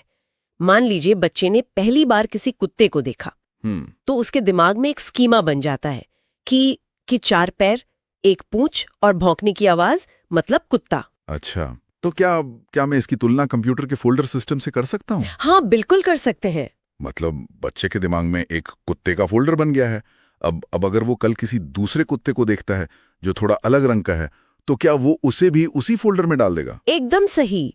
और इसी प्रक्रिया को मतलब नई जानकारी को बिना किसी बदलाव के पुराने ज्ञान में जोड़ लेने को पियाजे ने आत्मसातीकरण या असिमिलेशन कहा है। आत्मसातीकरण। मतलब उसी पुराने फोल्डर में नई फाइल को बिना किसी झंझट के सेव कर देना। हाँ, क्योंकि वो नया कुत्ता भी भौंक रहा है तो दिमाग को कोई खास मेहनत नहीं करनी पड़ती। ये तो बड़ा आसान हो गया दिमाग के लिए। लेकिन असली कसरत तब शुरू होती है जब वो बच्चा पहली बार किसी बिल्ली को देखता है। अरे हाँ, क्योंकि बिल्ली के भी तो 4 पैर और पूंछ होती है। तो बच्चा क्या करेगा? वो उसी पुराने फोल्डर का इस्तेमाल करेगा और खुशी से चिल्लाएगा, कुत्ता। बिल्कुल, वो वहां भी आत्मसातीकरण करने की कोशिश कर रहा है। लेकिन फिर कोई बड़ा उसे टोकता है और कहता है, नहीं बेटा, ये कुत्ता नहीं है, ये बिल्ली है, ये म्याऊं करती है। अब तो बच्चे के दिमाग में एरर आ जाएगा। हाँ, उसके दिमाग में हलचल मच जाती है। उसका पुराना फोल्डर इस नई फाइल को ले ही नहीं पा रहा है। अब वो इस टकराव को कैसे सुलझाएगा? इस स्थिति में बच्चे को अपने पुराने ढांचे में बदलाव करना पड़ता है।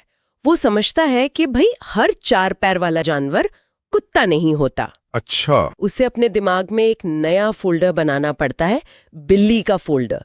और इसी बदलाव को या नया स्कीमा बनाने को पियाजे ने समायोजन या अकोमोडेशन कहा है। मतलब आत्मसातीकरण हो गया पुराने फोल्डर में नई फाइल डालना, और समायोजन हो गया अपनी समझ को अपडेट करना या नया फोल्डर बनाना। एकदम सही पकड़ा आपने।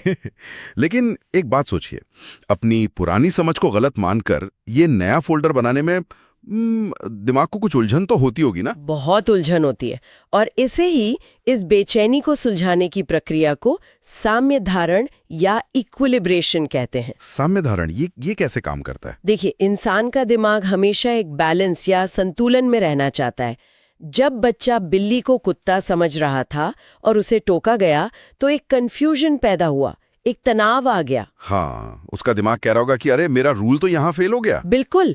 और इसी बेचैनी से बाहर निकलने के लिए दिमाग समायोजन करता है। जैसे ही नया फोल्डर बनता है वो कंफ्यूजन दूर हो जाता है। मतलब वो जो एक आहा मोमेंट होता है कि अच्छा ये बिल्ली है। जी हाँ, वो आहा मोमेंट ही साम्य धारण है। दिमाग वापस संतुलन में आ गया। पियाजे के हिसाब से हमारा पूरा विकास बस यही संतुलन बिगड़ने और बनने का खेल है। अरे वाह, ये फोल्डर वाला सिस्टम तो एकदम शीशे की तरह साफ हो गया। लेकिन पियाजे का सिद्धांत सिर्फ इस सॉफ्टवेयर तक तो सीमित नहीं है ना? नहीं, बिल्कुल नहीं। उनका मानना था कि उम्र के साथ हमारा ये जो हार्डवेयर है वो भी अपग्रेड होता है। मतलब एक 2 साल के बच्चे का दिमाग और एक 12 साल के बच्चे का दिमाग अलग तरह से काम करता है। एकदम अलग। और यहीं से पियाजे की विकास की 4 अवस्थाएं सामने आती हैं। पहली है संवेदी गामक अवस्था, जो जन्म से 2 साल तक होती है। संवेदी गामक, नाम से ही लग रहा है कि बच्चा अपनी इंद्रियों से, अपनी सेंसेस से दुनिया को समझ रहा है। हाँ, छूकर, देखकर, सुनकर। लेकिन इस अवस्था की सबसे जादुई बात है वस्तु स्थायित्व या ऑब्जेक्ट परमानेंस का आना। ये वही है ना जो हम बच्चों के साथ वो लुका छिपी या पीकाबू खेलते हैं। हाँ, आपने देखा होगा कि जब हम चेहरे को हाथों से छिपा लेते हैं तो छोटा बच्चा एकदम हैरान रह जाता है। हाँ, जैसे हम सच में गायब हो गए हों। ऐसा क्यों होता है? क्योंकि शुरुआती महीनों में बच्चों के पास ये वस्तु स्थायित्व की समझ होती ही नहीं है। अच्छा। उनके लिए जो चीज आंख के सामने नहीं है उसका वजूद ही खत्म हो गया। अगर आपने खिलौना तकिए के नीचे छिपा दिया तो वो उसे ढूंढेगा ही नहीं। ये तो बड़ा ही डरावना विचार है। मतलब उनके लिए दुनिया हर सेकंड बन रही है और मिट रही है। एक तरह से हाँ, लेकिन जब बच्चा 1.5-2 साल का होता है तो उसे समझ आने लगता है कि चीजें छिपी हो सकती हैं पर वो गायब नहीं हुई हैं। ये तो एक बहुत बड़ा अपग्रेड है उसके दिमाग का। बिल्कुल। इसके बाद आती है दूसरी अवस्था, पूर्व संक्रियात्मक अवस्था, जो 2 से 7 साल तक चलती है। इस उम्र में तो बच्चा काफी कुछ बोलने लगता है ना? हाँ, भाषा आ जाती है। लेकिन इस अवस्था की सबसे दिलचस्प चीज है जीववाद या एनिमिज्म। एनिमिज्म मतलब जानवरों से जुड़ा कुछ? नहीं, इसका मतलब है निर्जीव चीजों को भी जिंदा समझना। आपने देखा होगा बच्चे मेज से टकरा जाते हैं तो कहते हैं मेज ने मुझे मारा, या वो अपनी गुड़ियों को खाना खिलाते हैं। अरे हाँ, तो क्या इस उम्र में तर्क या लॉजिक बिल्कुल नहीं होता? तर्क अभी पूरी तरह से विकसित नहीं हुआ होता। वो बस दुनिया को वैसे ही देखते हैं जैसा वो महसूस कर रहे हैं। तो लॉजिक की एंट्री कब होती है? लॉजिक की एंट्री होती है तीसरी अवस्था में, मूर्त संक्रियात्मक अवस्था, जो 7 से 11 साल तक चलती है। मूर्त मतलब कॉन्क्रीट? हाँ, अब बच्चा लॉजिक तो लगा रहा है, लेकिन एक बहुत बड़ी शर्त है। कैसी शर्त? शर्त ये कि वो सिर्फ उन्हीं चीजों पर तर्क लगा सकता है जो भौतिक रूप से उसके सामने हो, जिन्हें वो देख और छू सकता हो। क्या आप इसका कोई उदाहरण दे सकती हैं? मान लीजिए आप एक 9 साल के बच्चे को 3 अलग-अलग साइज की लकड़ियां देते हैं और कहते हैं इन्हें लंबाई के हिसाब से लगाओ। तो वो लगा लेगा? हाँ, क्योंकि लकड़ियां सामने हैं। लेकिन अगर आप उससे जुबानी पूछें कि अगर राहुल अमित से लंबा है और अमित सुमित से लंबा है तो सबसे लंबा कौन? तो वो शायद उलझ जाएगा। बिल्कुल, क्योंकि इसके लिए दिमाग में एक तस्वीर बनानी पड़ती है जो वो अभी नहीं कर सकता। अरे मतलब 11 साल की उम्र से पहले बच्चे अमूर्त चीजों पर या ख्यालों में लॉजिक नहीं लगा सकते? नहीं लगा सकते। ये क्षमता आती है पियाजे की चौथी और आखिरी अवस्था में, औपचारिक संक्रियात्मक अवस्था, जो 11 साल के बाद शुरू होती है। जी, इस अवस्था में बच्चा अगर ऐसा होता तो क्या होता वाले सवाल सोच सकता है, वो वैज्ञानिक सोच लगा सकता है, भविष्य की योजनाएं बना सकता है। मतलब ये दिमाग का एकदम अल्टीमेट अपग्रेड हो गया। एकदम सही कहा आपने। लेकिन अगर मैं पियाजे की इस पूरी कहानी को देखूं ना तो मुझे ये एक सिंगल प्लेयर वीडियो गेम जैसा लग रहा है। Single player game? वो कैसे? मतलब एक बच्चा अकेले ही सारे लेवल पार कर रहा है, अपने स्कीमा खुद बना रहा है, खुद ही लॉजिक सीख रहा है। पर क्या असल जिंदगी में कोई भी बच्चा इतना अकेला होता है? बहुत ही उम्दा सवाल है ये, और सच कहूं तो यहीं पर पियाजे के सिद्धांत की सबसे बड़ी आलोचना भी होती है। अच्छा। और यहीं से एंट्री होती है हमारे दूसरे दिग्गज की, लेव वाइगोत्स्की। तो वाइगोत्स्की ने पियाजे के इस अकेलेपन वाले लॉजिक को पलट दिया था पूरी तरह से। वाइगोत्स्की का सिद्धांत है सामाजिक सांस्कृतिक सिद्धांत। उनका साफ कहना था कि इंसान कोई द्वीप नहीं है जो अलग थलग रहकर सब सीख लेगा। तो मतलब अगर पियाजे सिंगल प्लेयर गेम थे तो वाइगोत्स्की का सिद्धांत पूरी तरह से एक मल्टीप्लेयर गेम है। बहुत ही सटीक तुलना लेंगे। वाइगोत्स्की के हिसाब से समाज और संस्कृति सिर्फ कोई बैकग्राउंड नहीं है, वो एक्टिव रूप से बच्चे के दिमाग को बनाते हैं। मतलब आप किस माहौल में हैं, कौन सी भाषा बोल रहे हैं, इससे तय होगा कि आप क्या सीखेंगे। बिल्कुल। ज्ञान कोई अकेले की जागीर नहीं है, ये लोगों के बीच साझा होता है। तो ये मल्टीप्लेयर लर्निंग काम कैसे करती है? इसका कोई रूल तो होगा? इसके लिए वाइगोत्स्की ने एक बहुत ही शानदार कॉन्सेप्ट दिया, ZPD, यानी zone of proximal development. ZPD ये कैसे काम करता है? इसे ऐसे समझिए कि ज्ञान के 2 घेरे हैं। एक घेरा वो है जो काम बच्चा आज खुद कर सकता है बिना किसी की मदद के, जैसे कोई आसान सी पजल सॉल्व करना। हाँ, और दूसरा घेरा वो है जो बच्चा बिल्कुल नहीं कर सकता चाहे आप कितनी भी मदद कर लें, जैसे कोई बहुत ही एडवांस्ड मैथ का सवाल। तो इन दोनों के बीच में जो खाली जगह है वो ZPD है। बिल्कुल, वो बीच का क्षेत्र जहां बच्चा खुद तो काम नहीं कर पा रहा, लेकिन अगर कोई उसे थोड़ा सा हिंट दे दे, थोड़ी मदद कर दे, तो वो कर लेगा। अरे वाह, मतलब वो बस सीखने के एकदम मुहाने पर खड़ा है। एकदम सही। और वाइगोत्स्की कहते थे कि असली लर्निंग सिर्फ इसी ZPD में होती है। और जो मदद हम इस ZPD में देते हैं उसे ही स्कैफोल्डिंग कहते हैं ना? जी हाँ, स्कैफोल्डिंग। जैसे इमारत बनाते समय बाहर जो बांस का ढांचा लगाते हैं ना, या जब हम बच्चे को साइकिल सिखाते हैं तो पीछे से सीट पकड़ लेते हैं। हाँ, लेकिन यहाँ मेरे मन में एक सवाल आ रहा है, बताइए। क्या ये जो स्कैफोल्डिंग है, क्या ये सिर्फ बच्चे को स्पून फीडिंग करने का एक फैंसी नाम नहीं है? ये सवाल अक्सर लोग पूछते हैं। हाँ, हाँ। क्योंकि प्रैक्टिकली हम देखते हैं कि अक्सर पेरेंट्स मदद के नाम पर बच्चे का पूरा होमवर्क ही खुद कर देते हैं। तो इसमें बच्चा क्या सीख रहा है? देखिए, यही तो सबसे बड़ा फर्क है। स्पून फीडिंग में आप काम पूरा कर देते हैं, लेकिन स्कैफोल्डिंग की शर्त है कि ये एक अस्थायी मदद है। अस्थाई मतलब टेम्पररी? हाँ, जैसे जब आप साइकिल सिखाते हैं, हाँ। तो क्या आप जिंदगी भर पीछे दौड़ते रहते हैं? नहीं, वो तो जैसे ही बच्चा बैलेंस बनाता है हम हाथ हटा लेते हैं। बस यही स्कैफोल्डिंग है। आपको उससे बस चुनौती से लड़ने लायक बनाना है। पेडल तो उसे खुद ही मारना पड़ेगा। ये बहुत ही कमाल का पॉइंट है। मतलब मदद सिर्फ उतनी दो जितनी जरूरत हो। बिल्कुल। और जो इंसान ये मदद देता है ना, उसे वाइगोत्स्की ने MKO कहा है, यानी मोर नॉलेजेबल अदर। जो हमसे ज्यादा जानता हो। तो क्या ये MKO हमेशा कोई बड़ा इंसान ही होता है, जैसे टीचर या पेरेंट्स? नहीं, ये सबसे बड़ी गलतफहमी है। MKO कोई भी हो सकता है। ये ज्ञान पर निर्भर करता है, उम्र पर नहीं। अच्छा। मान लीजिए आपको अपने फोन में कोई नई सेटिंग करनी है, हाँ। और आपको समझ नहीं आ रहा, लेकिन आपका 12 साल का भतीजा उसे 2 मिनट में कर देता है। हाँ, ऐसा तो बहुत बार होता है। तो उस पल के लिए वो 12 साल का बच्चा आपका MKO बन गया है। वो आपको स्कैफोल्डिंग दे रहा है। अरे वाह। और आज के डिजिटल युग में तो ये दायरा और भी बढ़ गया है ना? कैसे? मतलब MKO सिर्फ इंसान हो ये भी तो जरूरी नहीं। आज अगर मुझे कुछ सीखना है तो मैं YouTube देख लेता हूँ या गूगल कर लेता हूँ। तो AI भी तो मुझे स्कैफोल्डिंग दे सकता है। एकदम सही कहा आपने। कोई भी मशीन या सिस्टम जो आपके ZPD में मदद करे, वो MKO हो सकता है। ये तो बड़ा ही रोमांचक है। खैर, अब हम इस चर्चा के उस मोड़ पर आते हैं जहां इन दोनों दिग्गजों पियाजे और वाइगोट्स्की के बीच एकदम सीधी टक्कर होती है। हाँ, भाषा और विचार के रिश्ते को लेकर। बिल्कुल। वाइगोट्स्की कहते हैं कि भाषा पहले आती है और विचार बाद में, जबकि पियाजे कुछ और ही मानते हैं।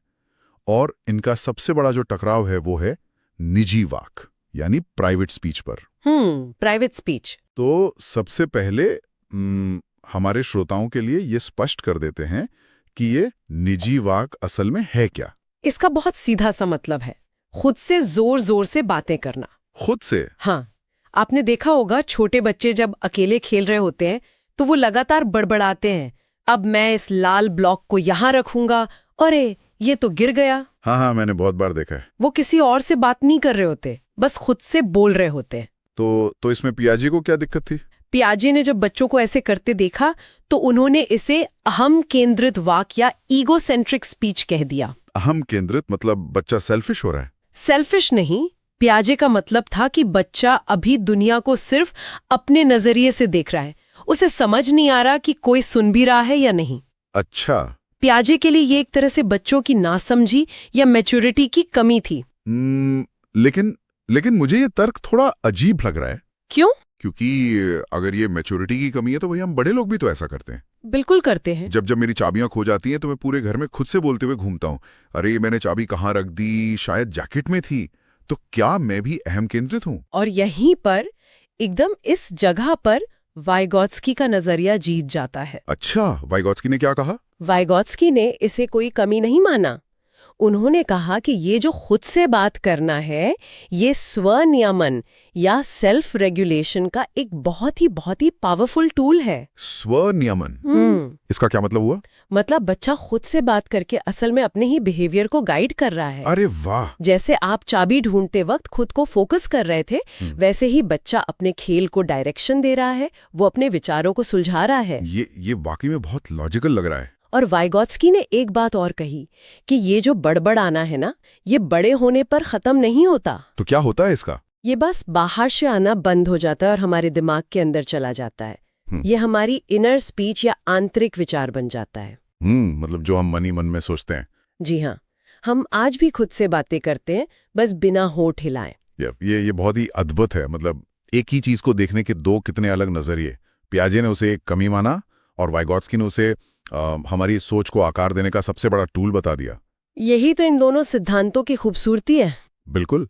अगर हम इस पूरी चर्चा को एक साथ समेटे ना, तो एक बहुत ही कमाल की तस्वीर बनाती है। हाँ। पियाजे हमें बताते हैं कि दिमाग अंदर से कैसे काम करता है, कैसे वो स्कीमा बनाता है, कैसे वो पुराने फोल्डर में नई चीजों का समायोजन करता है। और कैसे वो उम्र के साथ अपग्रेड होता है। हाँ, और दूसरी तरफ वाइगोट्स्की हमें याद दिलाते हैं कि भाई वो दिमाग किसी वैक्यूम में काम नहीं कर रहा। एकदम सही। उसे समाज की जरूरत है। ZPD से बाहर निकलने के लिए स्कैफोल्डिंग चाहिए और गाइड करने के लिए एक MKO चाहिए। बिल्कुल, मुझे पूरी उम्मीद है कि आज की इस चर्चा के बाद ये जो इतने भारी भरकम शब्द थे, ये अब किसी के लिए भी सिर्फ किताबों के पन्ने नहीं रहे होंगे। मुझे भी यही लगता है। हमने काफी गहराई से इसे डिकोड किया है। अगर हम एक बहुत ही गंभीर स्थिति की कल्पना करें, मान लीजिए एक व्यक्ति है, उसका नाम हाइंस है। अच्छा। हाँ, और उसकी पत्नी को कैंसर है और वो मरने वाली है। शहर के एक केमिस्ट ने एक ऐसी दवा खोजी है जो उसकी जान बचा सकती है, लेकिन वो केमिस्ट उस दवा की कीमत मतलब लागत से 10 गुना ज्यादा मांग रहा है, जो कि बहुत बड़ी रकम होगी। बिल्कुल। हाइंस के पास इतने पैसे नहीं हैं। वो उस केमिस्ट के सामने बहुत गिड़गिड़ाता है, लेकिन केमिस्ट साफ मना कर देता है। हताश होकर रात के अंधेरे में हाइंस उस दुकान का ताला तोड़ता है और अपनी पत्नी के लिए वो दवा चुरा लेता है। अब बड़ा सवाल यह है कि क्या हाइंस ने सही किया या गलत? अरे वाह, आपने तो बहुत ही नाटकीय तरीके से शुरुआत की। ये मनोविज्ञान के इतिहास का शायद सबसे प्रसिद्ध वैचारिक प्रयोग है ना? हाँ, और मजेदार बात यह है कि इस सवाल का जो हाँ या ना में जवाब मिलता है, वो हम मनोवैज्ञानिकों के लिए उतना महत्वपूर्ण नहीं है जितना कि वो कारण है जो लोग अपने जवाब के पीछे देते हैं। सही कहा। और यहीं से शैक्षिक मनोविज्ञान के उस जटिल और कह सकते हैं धुंधले परिदृश्य की शुरुआत होती है, जिसे आज हम खंगाल रहे हैं लर्निंग विद पवन के लिए तैयार किए गए इस विशेष डीप डाइव में। बिल्कुल, क्योंकि मानव विकास और सीखने की प्रक्रिया कोई एक्सरे रिपोर्ट तो है नहीं। एकदम सही। जहां आप एक टूटी हुई हड्डी को देखकर कह सकें कि हाँ, समस्या यही है। यह एक ऐसा सफर है जहां हमें यह समझना होता है कि इंसान का दिमाग सोचता कैसे है, वो दुनिया को कैसे देखता है, और हमारी शिक्षा व्यवस्था इस पूरी प्रक्रिया को कैसे आकार देती है। चलिए इसे थोड़ा विस्तार से समझते हैं। आज हम कोलबर्ग की नैतिकता, गार्डनर की बुद्धि, अधिगम विकार और नई शिक्षा नीतियों के इस पूरे जाल को सुलझाएंगे। तो जब हम उस हाइंस वाली कहानी पर वापस जाते हैं तो वो कोई आम कहानी नहीं है ना? बिल्कुल नहीं। वो लॉरेंस कोलबर्ग के नैतिक विकास के सिद्धांत की नींव है। कोलबर्ग असल में ये जानना चाहते थे कि उम्र के साथ इंसान के अंदर सही और गलत की पहचान कैसे विकसित होती है, और इसी के लिए उन्होंने अलग अलग उम्र के बच्चों को यही हाइंस की कहानी सुनाई। तो छोटे बच्चों का क्या रिएक्शन था? मतलब मैं सोच रहा हूं कि उनके लिए तो चोरी करना सीधा सीधा एक अपराध ही होगा। बिल्कुल वही हुआ।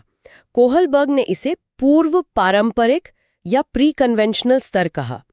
इस स्तर पर जो आमतौर पे छोटे बच्चों में देखा जाता है, नैतिकता का अपना कोई आंतरिक पैमाना नहीं होता। अच्छा। अगर आप एक 5 साल के बच्चे से पूछेंगे तो वो कहेगा कि हाइंस को चोरी नहीं करनी चाहिए थी क्योंकि पुलिस उसे पकड़ लेगी और जेल में डाल देगी।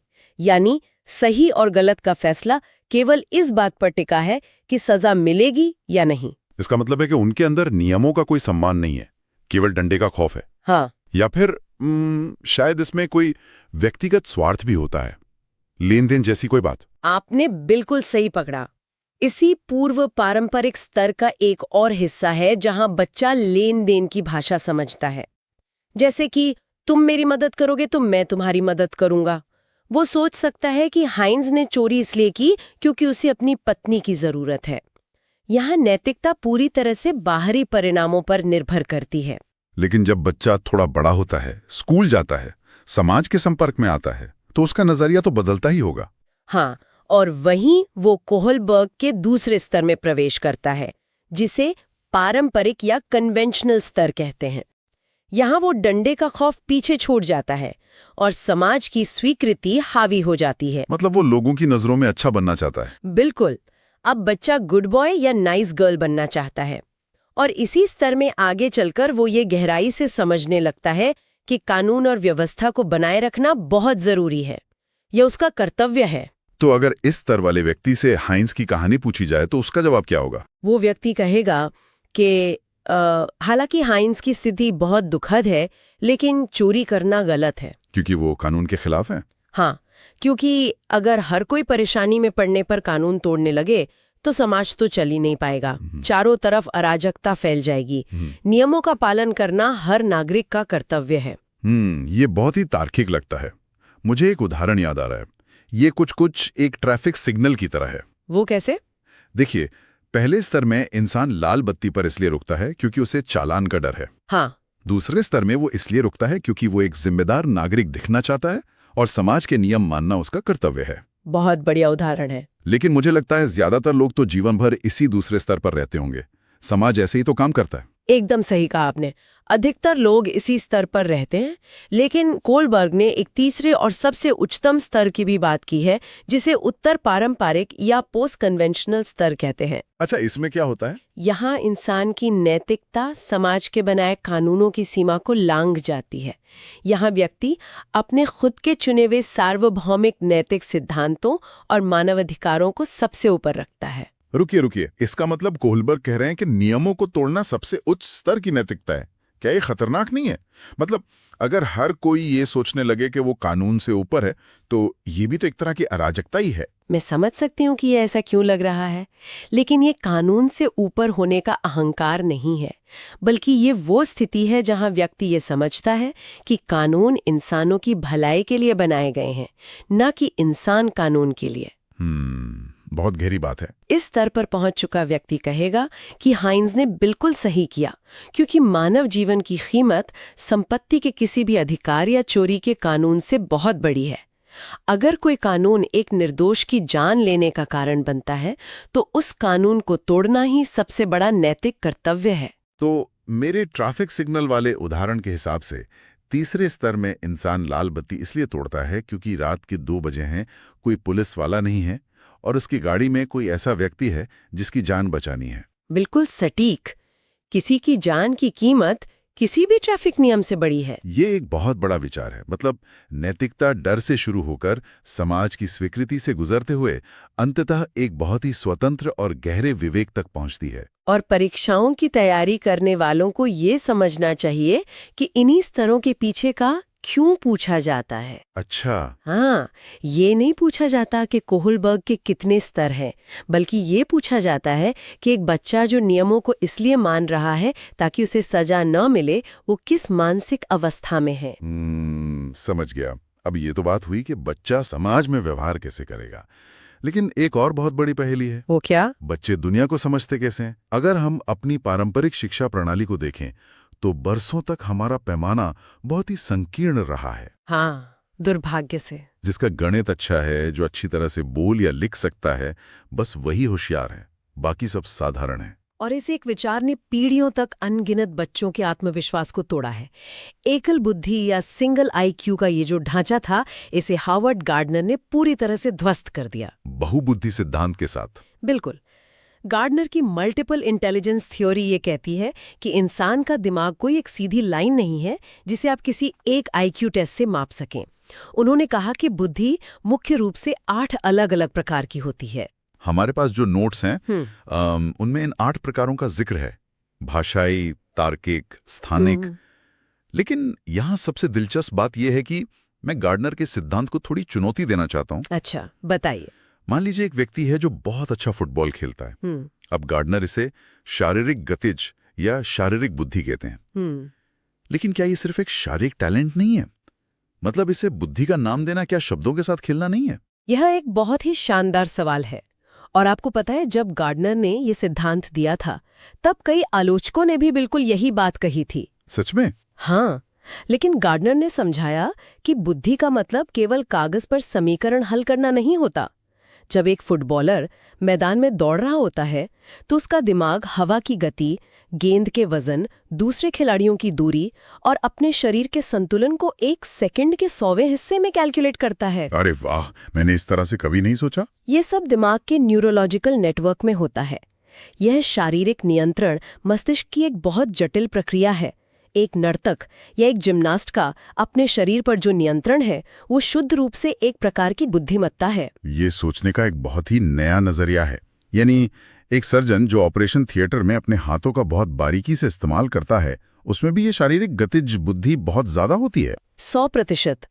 इसी तरह गार्डनर ने अन्य बुद्धियों को भी परिभाषित किया, जैसे स्थानिक या स्थानिक बुद्धि। ये क्या होती है? यह कल्पना करने और दुनिया को 3D में देखने की क्षमता है। एक शतरंज का खिलाड़ी जो दिमाग में ही आगे की 10 चालें देख लेता है, या एक आर्किटेक्ट जो खाली जमीन देखकर पूरी बिल्डिंग का नक्शा दिमाग में बना लेता है, उनमें यह बुद्धि बहुत ज्यादा होती है। और भाषाई और तार्किक बुद्धि तो हम सभी जानते ही हैं। हाँ, जिन्हें स्कूल में सबसे ज्यादा बढ़ावा मिलता है, जैसे लेखक, कवि या वैज्ञानिक और गणितज्ञ। लेकिन जो दो प्रकार सबसे ज्यादा भ्रम पैदा करते हैं वो है अंतर्वैयक्तिक और अंतरावैयक्तिक। मैं खुद इन दोनों शब्दों में हमेशा उलझ जाता हूँ। यह बहुत आम है। इसे ऐसे समझिए, इंटर का मतलब है दो या उससे ज्यादा के बीच, जैसे इंटरनेशनल। अच्छा। तो अंतर्वैयक्तिक बुद्धि वह क्षमता है जहां व्यक्ति दूसरों की भावनाओं, उनके इरादों और उनके मिजाज को बहुत जल्दी पढ़ लेता है। जैसे कोई राजनेता। बिल्कुल। एक सफल राजनेता जो भीड़ की नब्ज पकड़ लेता है, या एक बेहतरीन काउंसलर, उनमें ये बुद्धि होती है। और दूसरी तरफ है इंट्रा, यानी स्वयं के अंदर। अंतरावैयक्तिक बुद्धि वाले लोग खुद को बहुत गहराई से समझते हैं। मतलब उन्हें अपनी शक्तियों और कमजोरियों का पता होता है। बिल्कुल, हाँ, उन्हें अपनी भावनाओं का बहुत स्पष्ट ज्ञान होता है। वे बहुत आत्मचिंतनशील होते हैं, जैसे कोई दार्शनिक। इसका अर्थ यह है कि अगर कक्षा में एक बच्चा गणित के सवालों में संघर्ष कर रहा है तो इसका मतलब ये नहीं है कि उसका दिमाग कमजोर है। बिल्कुल नहीं। हो सकता है कि उसकी तार्किक बुद्धि कम हो, लेकिन उसकी अंतर्वैयक्तिक बुद्धि इतनी तेज हो कि वो एक दिन बहुत बड़ा लीडर बन जाए। गार्डनर असल में इस सवाल को ही बदल देते हैं कि बच्चा कितना बुद्धिमान है ना? एकदम सही। और इसकी जगह वो पूछते हैं कि बच्चा किस तरीके से बुद्धिमान है। और यहीं से एक बहुत ही महत्वपूर्ण चर्चा जन्म लेती है। वो क्या? अगर हर बच्चे का दिमाग अपने तरीके से काम करता है, तो फिर ऐसा क्यों होता है कि कुछ बच्चों को पढ़ने, लिखने या समझने में बहुत ही असामान्य और गंभीर कठिनाई होती है? ये एक ऐसा बिंदु है जहां अक्सर बहुत बड़ी गलतफहमी होती है। मतलब लोग सोचते हैं कि अगर बच्चा होशियार है तो वो आसानी से पढ़ लिख लेगा। हाँ। और अगर नहीं पढ़ पा रहा तो उसे आलसी मान लिया जाता है। जबकि असल में ये अधिगम विकार यानी लर्निंग डिसेबिलिटीज हो सकती हैं। अधिगम विकारों को समझना परीक्षाओं के लिए तो जरूरी है ही, लेकिन एक समाज के रूप में भी यह हमारी सबसे बड़ी आवश्यकता है। ये कोई बीमारी नहीं है। तो ये क्या है? ये समझना होगा कि बच्चे का दिमाग कैसे काम कर रहा है।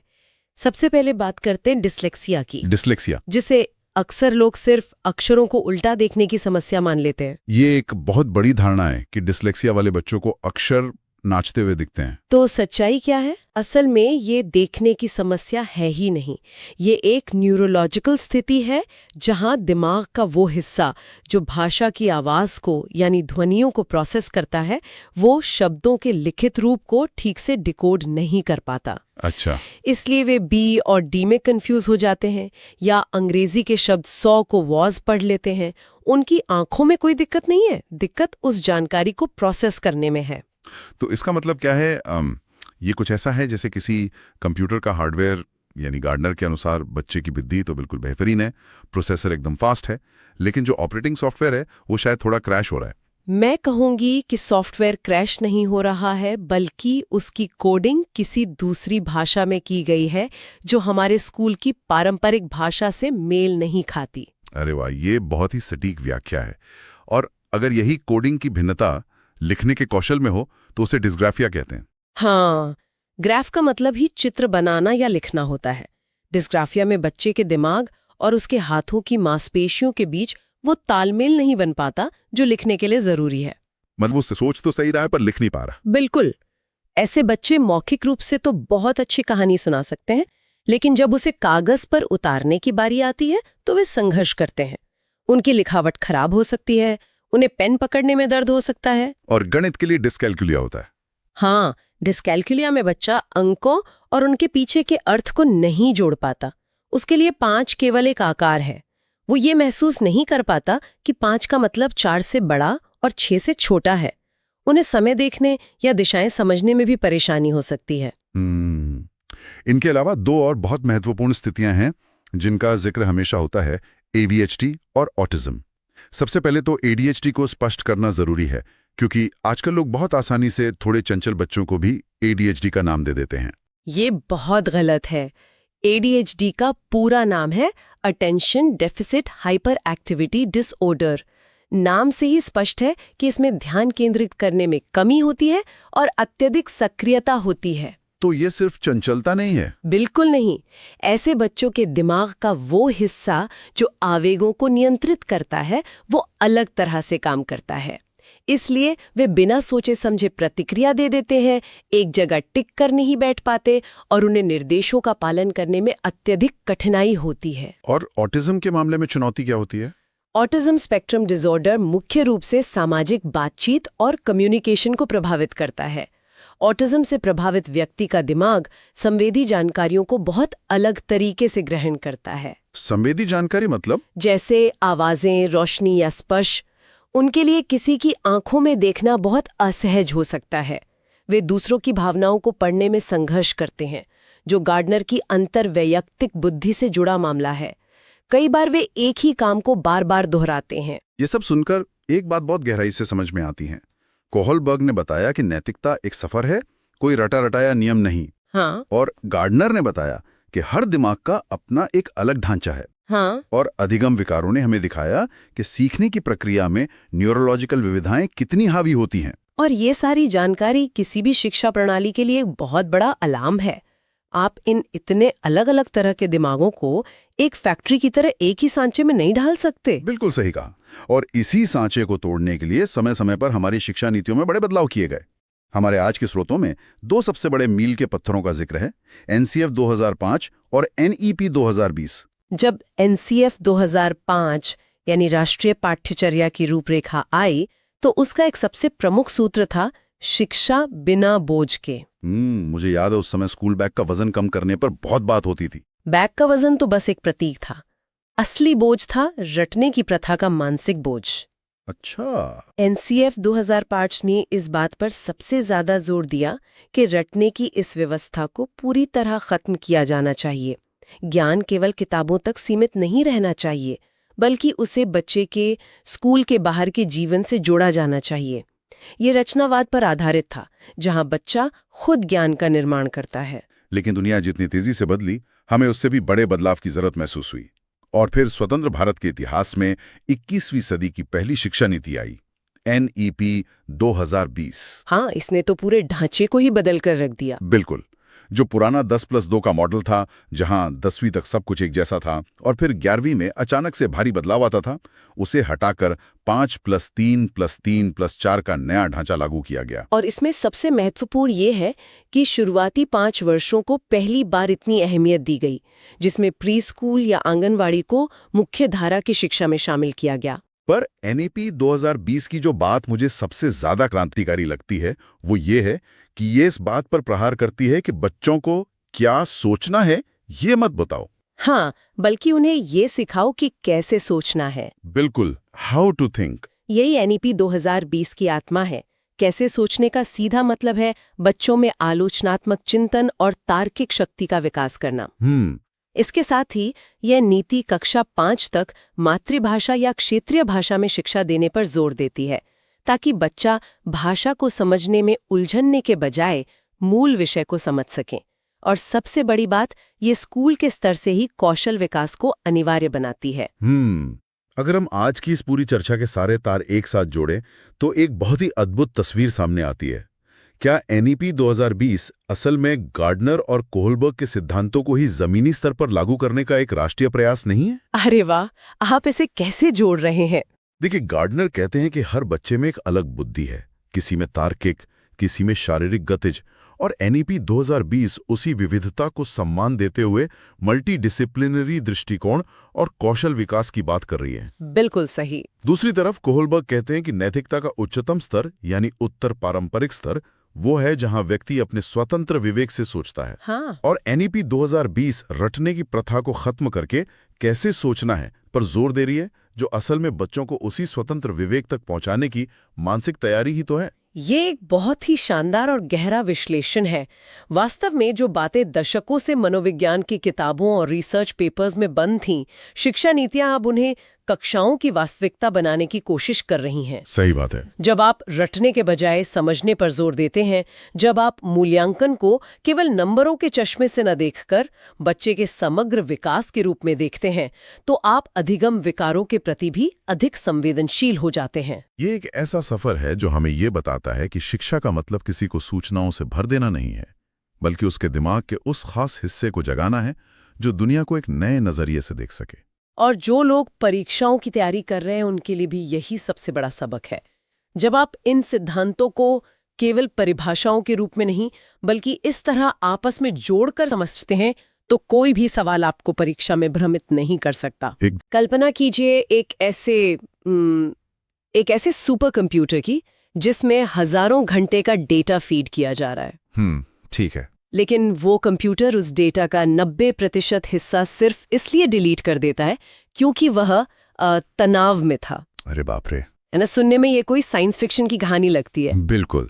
लेकिन पारंपरिक शिक्षा व्यवस्था के तहत कक्षाओं में बैठे लाखों बच्चों के दिमाग के साथ, मेरा मतलब है हर दिन ठीक ऐसा ही होता है। सही कहा। हम अक्सर बस एक मशीन की तरह जानकारी डालते रहते हैं। हाँ, और दूसरी तरफ से रिजल्ट की उम्मीद करते हैं, बिना ये समझे कि सीखने की वो मशीन यानी हमारा इंसानी दिमाग तनाव, डर या लालच के माहौल में कैसे काम करना ही बंद कर देती है। ये जो सुपर कंप्यूटर वाला उदाहरण है ना, ये उस पूरी समस्या की जड़ तक जाता है जिसे पारंपरिक शिक्षा अक्सर नजरअंदाज करती आई है। बिल्कुल। देखिए, इंसानी दिमाग कोई फाइलिंग कैबिनेट तो है नहीं जहां आप बस कागज ठूंसता। हाँ, कि बस भरते जाओ। एकदम।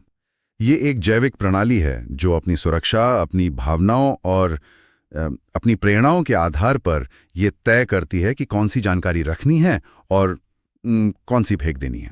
और यहीं पर हमारे आज के स्रोत काम आते हैं। हाँ, learning with Pawan YouTube channel के जो शैक्षिक नोट्स हैं वो इसी जैविक और मनोवैज्ञानिक सच्चाई को सामने लाते हैं। बिल्कुल।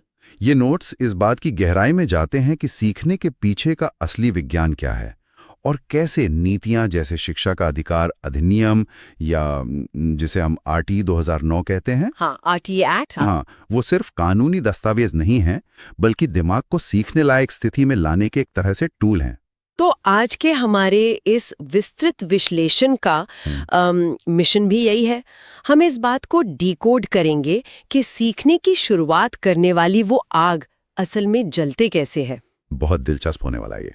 हम समझेंगे कि इंसान की मानसिक स्थिति उसके सीखने की क्षमता को भौतिक रूप से कैसे बदल देती है, और अंत में देखेंगे कि कैसे समावेशी शिक्षा और कानून मिलकर उस डर को खत्म करते हैं जो दिमाग को फ्रीज कर देता है। तो चलिए शुरुआत उस चीज से करते हैं जिसे नोट्स में अभिप्रेरणा यानी मोटिवेशन कहा गया है। हाँ, मोटिवेशन। स्रोत इसे सीखने की आग कहता है, जो मुख्य रूप से दो रूपों में आती है, आंतरिक और बाह्य। आंतरिक मतलब जो अंदर से आती है। बिल्कुल। आंतरिक अभिप्रेरणा वो है जब कोई सिर्फ अपनी खुशी और गहरी रुचि के लिए सीखता है। अच्छा।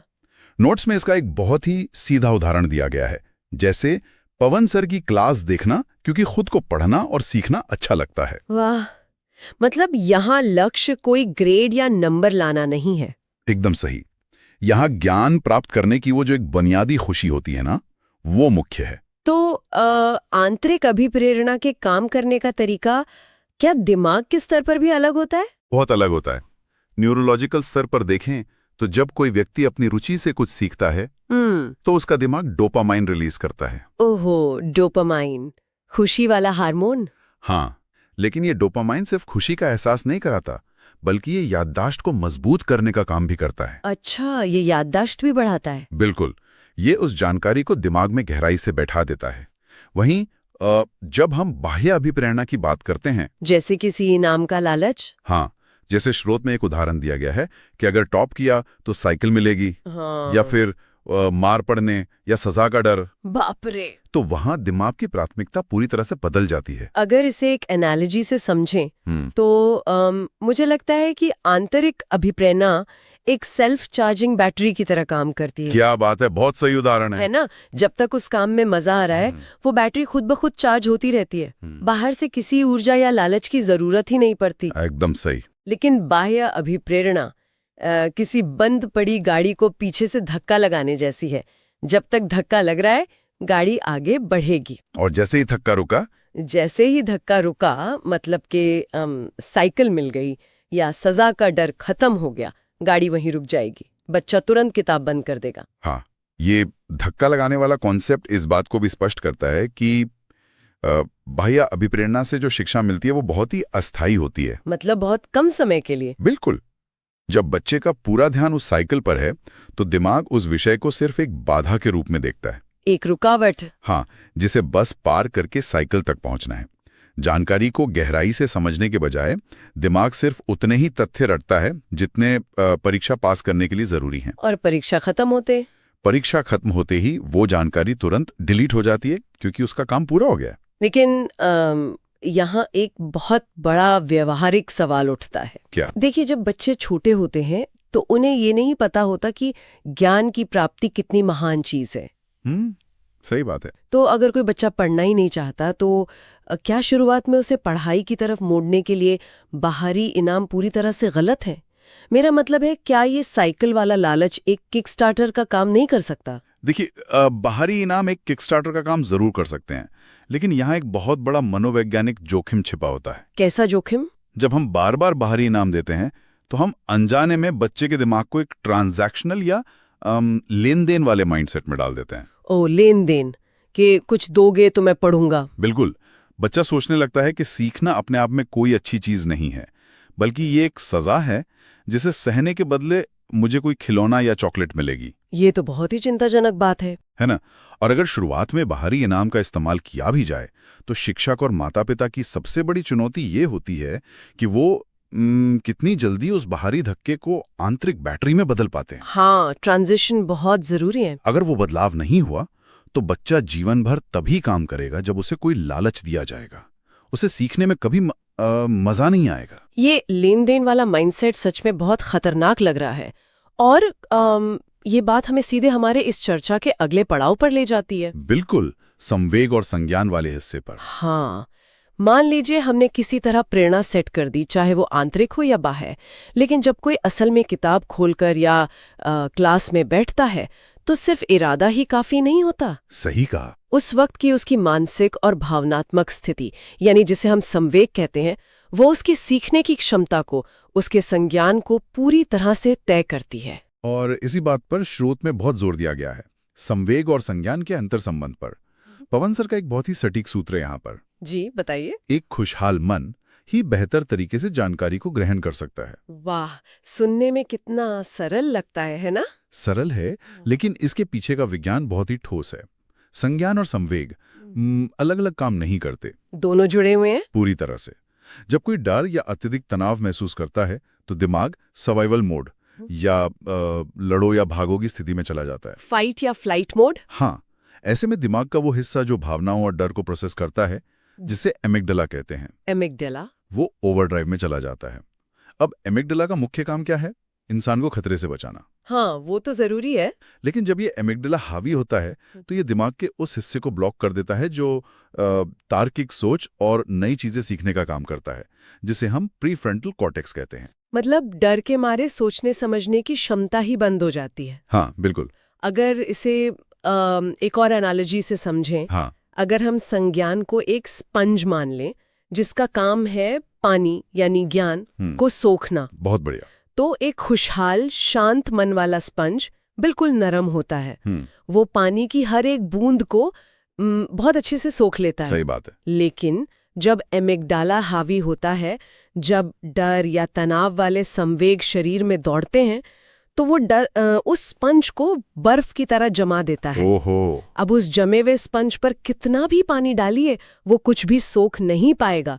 सब कुछ बस सतह से टकराकर बह जाएगा। और पता है, वो जमा हुआ स्पंज सिर्फ एक मेटाफर नहीं है, ये एक बायोलॉजिकल हकीकत है। सच में? बिल्कुल। तनाव के समय शरीर में जो कॉर्टिसोल हार्मोन निकलता है, वो वास्तव में दिमाग में नई यादें बनाने वाले न्यूरॉन्स के कनेक्शन को कमजोर कर देता है। बाप रे, न्यूरॉन्स कमजोर हो जाते हैं? हाँ, जब दिमाग खुद को किसी खतरे जैसे कि शिक्षक की छड़ी या फेल होने के डर से बचाने में लगा है, तो वो इस बात पर ध्यान कैसे केंद्रित कर सकता है कि गणित का कोई फॉर्मूला क्या है? बिल्कुल नहीं कर सकता। तनाव में स्मृति तंत्र यानी मेमोरी नई चीजों को दर्ज करना ही बंद कर देता है। इसका मतलब है कि जब कोई शिक्षक किसी बच्चे पर चिल्लाकर या उसे डराकर कुछ सिखाने की कोशिश कर रहा होता है, तो वो असल में कुछ सिखा नहीं रहा होता। हाँ, वो असल में बच्चे के दिमाग को जैविक रूप से शट डाउन कर रहा होता है।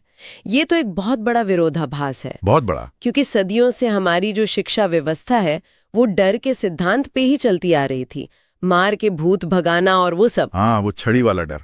लेकिन जब हम इस बात को गहराई से समझते हैं कि डर सीखने की प्रक्रिया को पूरी तरह से रोक देता है, तब भारत का शिक्षा का अधिकार अधिनियम यानी आरटी एक्ट 2009, हाँ, वो एक साधारण कानून से कहीं अधिक महत्वपूर्ण लगने लगता है। एकदम सही बात पकड़ी है। आरटी एक्ट का सबसे बड़ा योगदान यही है कि इसने उस जमे हुए स्पंज को पिघलाने के लिए एक कानूनी ढांचा तैयार किया। मतलब ये सिर्फ मुफ्त किताबों या स्कूल की बिल्डिंग के बारे में नहीं है। बिल्कुल नहीं। यह अधिनियम 6 से 14 वर्ष की उम्र के बच्चों के लिए मुफ्त और अनिवार्य शिक्षा को एक मौलिक अधिकार बनाता है। और शायद स्रोत में दिव्यांग बच्चों के लिए कोई अलग उम्र सीमा भी है। हाँ, स्रोत स्पष्ट करता है कि दिव्यांग बच्चों के लिए ये आयु सीमा 14 से बढ़ाकर 18 वर्ष तक रखी गई है, जो कि बहुत ही समावेशी सोच है। बिल्कुल। लेकिन इसके जो प्रावधान सीधे तौर पर मनोविज्ञान से जुड़े हैं, जिनके बारे में हम अभी बात कर रहे थे, वे हैं शारीरिक दंड पर सख्त रोक और no detention policy. No detention policy मतलब किसी भी बच्चे को एक निश्चित कक्षा तक फेल नहीं किया जाएगा। सही। अगर हम इसे अभी चर्चा किए गए संवेग और संज्ञान वाले सिद्धांत से जोड़ें तो ये पॉलिसी उस परीक्षा के खौफ को खत्म करती है जो बच्चे को महीनों पहले से तनाव में डाल देता है। एकदम। और शारीरिक दंड पर प्रतिबंध तो सीधे तौर पर उस एमिगडाला को शांत करने का तरीका है। हाँ, वही खतरे वाला अलार्म। बिल्कुल। जब स्कूल में छड़ी का डर हमेशा बना रहता है तो बच्चे का दिमाग सीखने के बजाय लगातार ये स्कैन करता रहता है कि क्या मैं सुरक्षित हूं। उसका पूरा ध्यान तो बचाव में ही लगा रहेगा। हाँ, तो शारीरिक दंड को गैर कानूनी बनाकर आरटीई एक्ट ने असल में उस खतरे के अलार्म को बंद करने का काम किया है। वाह। जब बच्चे को यह भरोसा होता है कि गलती करने पर उसे मारा या अपमानित नहीं किया जाएगा, तभी उसका प्रीफ्रंटल कॉर्टेक्स खुलकर काम कर पाता है, जो तार्किक सोच वाला हिस्सा है। हाँ। इसके अलावा स्रोत में एक और बात कही गई है, शिक्षक छात्र अनुपात, या जिसे हम पीटीआर कहते हैं। PTR, प्यूपिल teacher ratio. हाँ, इसका पालन अनिवार्य होने की बात भी कही गई है, जो इसी सुरक्षित माहौल को बनाने का एक और बहुत जरूरी हिस्सा है। देखा जाए तो पीटीआर का सही होना भी उसी खुशहाल मन का विस्तार है। वो कैसे? मान लीजिए एक क्लास में 80 या 100 बच्चे बैठे हैं, जो कि अक्सर होता भी है। हाँ, अब वहाँ कितना भी अच्छा शिक्षक हो, वो चाहकर भी किसी बच्चे पर व्यक्तिगत ध्यान नहीं दे सकता। वहाँ एक भीड़ वाला, शोर शराबे वाला, तनावपूर्ण माहौल बन जाता है। सही कहा। लेकिन एक संतुलित शिक्षक छात्र अनुपात ये सुनिश्चित करता है कि क्लास में अफरा तफरी ना हो। शिक्षक हर बच्चे को समझे और एक ऐसा माहौल तैयार करे जहां बच्चा कोई भी सवाल पूछने से डरे नहीं। बिल्कुल। भीड़-भाड़ वाली कक्षा अपने आप में तनाव पैदा करती है। जब शिक्षक छात्र अनुपात संतुलित होता है तो शिक्षक केवल एक व्याख्यान देने वाला या लेक्चरर नहीं रह जाता। वो एक मार्गदर्शक बन जाता है। वो एक ऐसा मार्गदर्शक बन जाता है जो हर बच्चे की भावनात्मक स्थिति को पढ़ सकता है। वो देख सकता है कि कौन सा बच्चा आज तनाव में है या कौन सा बच्चा किसी कॉन्सेप्ट से जूझ रहा है। लेकिन कागज पर बने ये कानून और नियम जब असली कक्षा में लागू होते हैं तो एक बहुत बड़ी व्यावहारिक दीवार से टकराते हैं। कैसी दीवार? दीवार है विविधता की, डाइवर्सिटी की। मान लीजिए हमने डर का माहौल खत्म कर दिया और सभी बच्चों को स्कूल ले आए। ठीक है। लेकिन अब हमारे सामने एक ऐसी क्लास है जहां अलग-अलग बैकग्राउंड, अलग-अलग मानसिक क्षमता और अलग-अलग गति से सीखने वाले बच्चे एक साथ बैठे हैं। हाँ, ये तो होता ही है। इसे ही हम समावेशी शिक्षा या इंक्लूसिव एजुकेशन कहते हैं। और स्रोत में इस बात पर बहुत जोर दिया गया है कि ऐसी कक्षा को कैसे चलाया जाए। ये बहुत जरूरी पॉइंट है। देखिए, समावेशी शिक्षा का मूल विचार यह है कि व्यवस्था को बच्चे के अनुकूल बदलना चाहिए, न कि बच्चे को व्यवस्था के अनुकूल। अच्छा, मतलब सिस्टम बदलेगा, बच्चा नहीं। बिल्कुल। किसी भी बच्चे को उसकी क्षमता, सामाजिक पृष्ठभूमि या किसी विशेष जरूरत की वजह से अलग थलग नहीं किया जा सकता। सही है। यहाँ शिक्षण रणनीतियों की भूमिका सबसे अहम हो जाती है। स्रोत में दो बहुत ही प्रभावी रणनीतियों का जिक्र है, विभेदीकृत निर्देश और सहयोगात्मक अधिगम। विभेदीकृत निर्देश यानी डिफरेंशिएटेड इंस्ट्रक्शन। हाँ, स्रोत में इसका मतलब ये बताया गया है कि हर बच्चे की क्षमता के अनुसार उसे अलग अलग तरीके से पढ़ाना। बिल्कुल। लेकिन अब यहाँ एक बहुत ही तार्किक सवाल उठता है। जी पूछिए। एक शिक्षक के पास मान लीजिए 30 या 40 बच्चे हैं। उन 40 बच्चों की सीखने की गति अलग अलग है। तो क्या एक शिक्षक के लिए ये संभव है कि वो एक ही क्लास में 40 अलग अलग तरीके अपनाएं? जी, तो बड़ा मुश्किल लगता है। वही तो। क्या ये विभेदीकृत निर्देश असल में शिक्षक पर इतना ज्यादा बोझ नहीं डाल देता कि पूरी व्यवस्था चरमरा जाए? ये चिंता बहुत ही जायज है। अगर हम विभेदीकृत निर्देश का मतलब ये निकालें कि 40 बच्चों के लिए 40 अलग सिलेबस बनेंगे, तो वो सच में असंभव है। हाँ, वो तो कोई नहीं कर सकता। लेकिन इसका असली मतलब ये नहीं है। इसका मतलब है जानकारी को पेश करने के तरीकों में लचीलापन लाना, फ्लेक्सिबिलिटी लाना। लचीलापन? वो कैसे? जैसे अगर कोई शिक्षक विज्ञान का कोई सिद्धांत पढ़ा रहा है, तो वो उसे सिर्फ किताब से पढ़कर नहीं सुनाएगा। अच्छा। वो उसका एक मॉडल दिखाएगा, उस पर एक छोटी वीडियो क्लिप दिखाएगा और फिर बच्चों को समूहों में उस पर चर्चा करने को कहेगा। ओह, समझ गई। इससे होगा ये कि जो बच्चा सुनकर अच्छा सीखता है, जो देखकर सीखता है और जो चर्चा करके सीखता है, तीनों को अपनी अपनी क्षमता के अनुसार उस सिद्धांत को समझने का मौका मिल जाएगा। मतलब शिक्षक एक ही विषय पढ़ा रहा है, लेकिन उसके अंदर जाने के दरवाजे कई सारे खोल रहा है। बिल्कुल सही।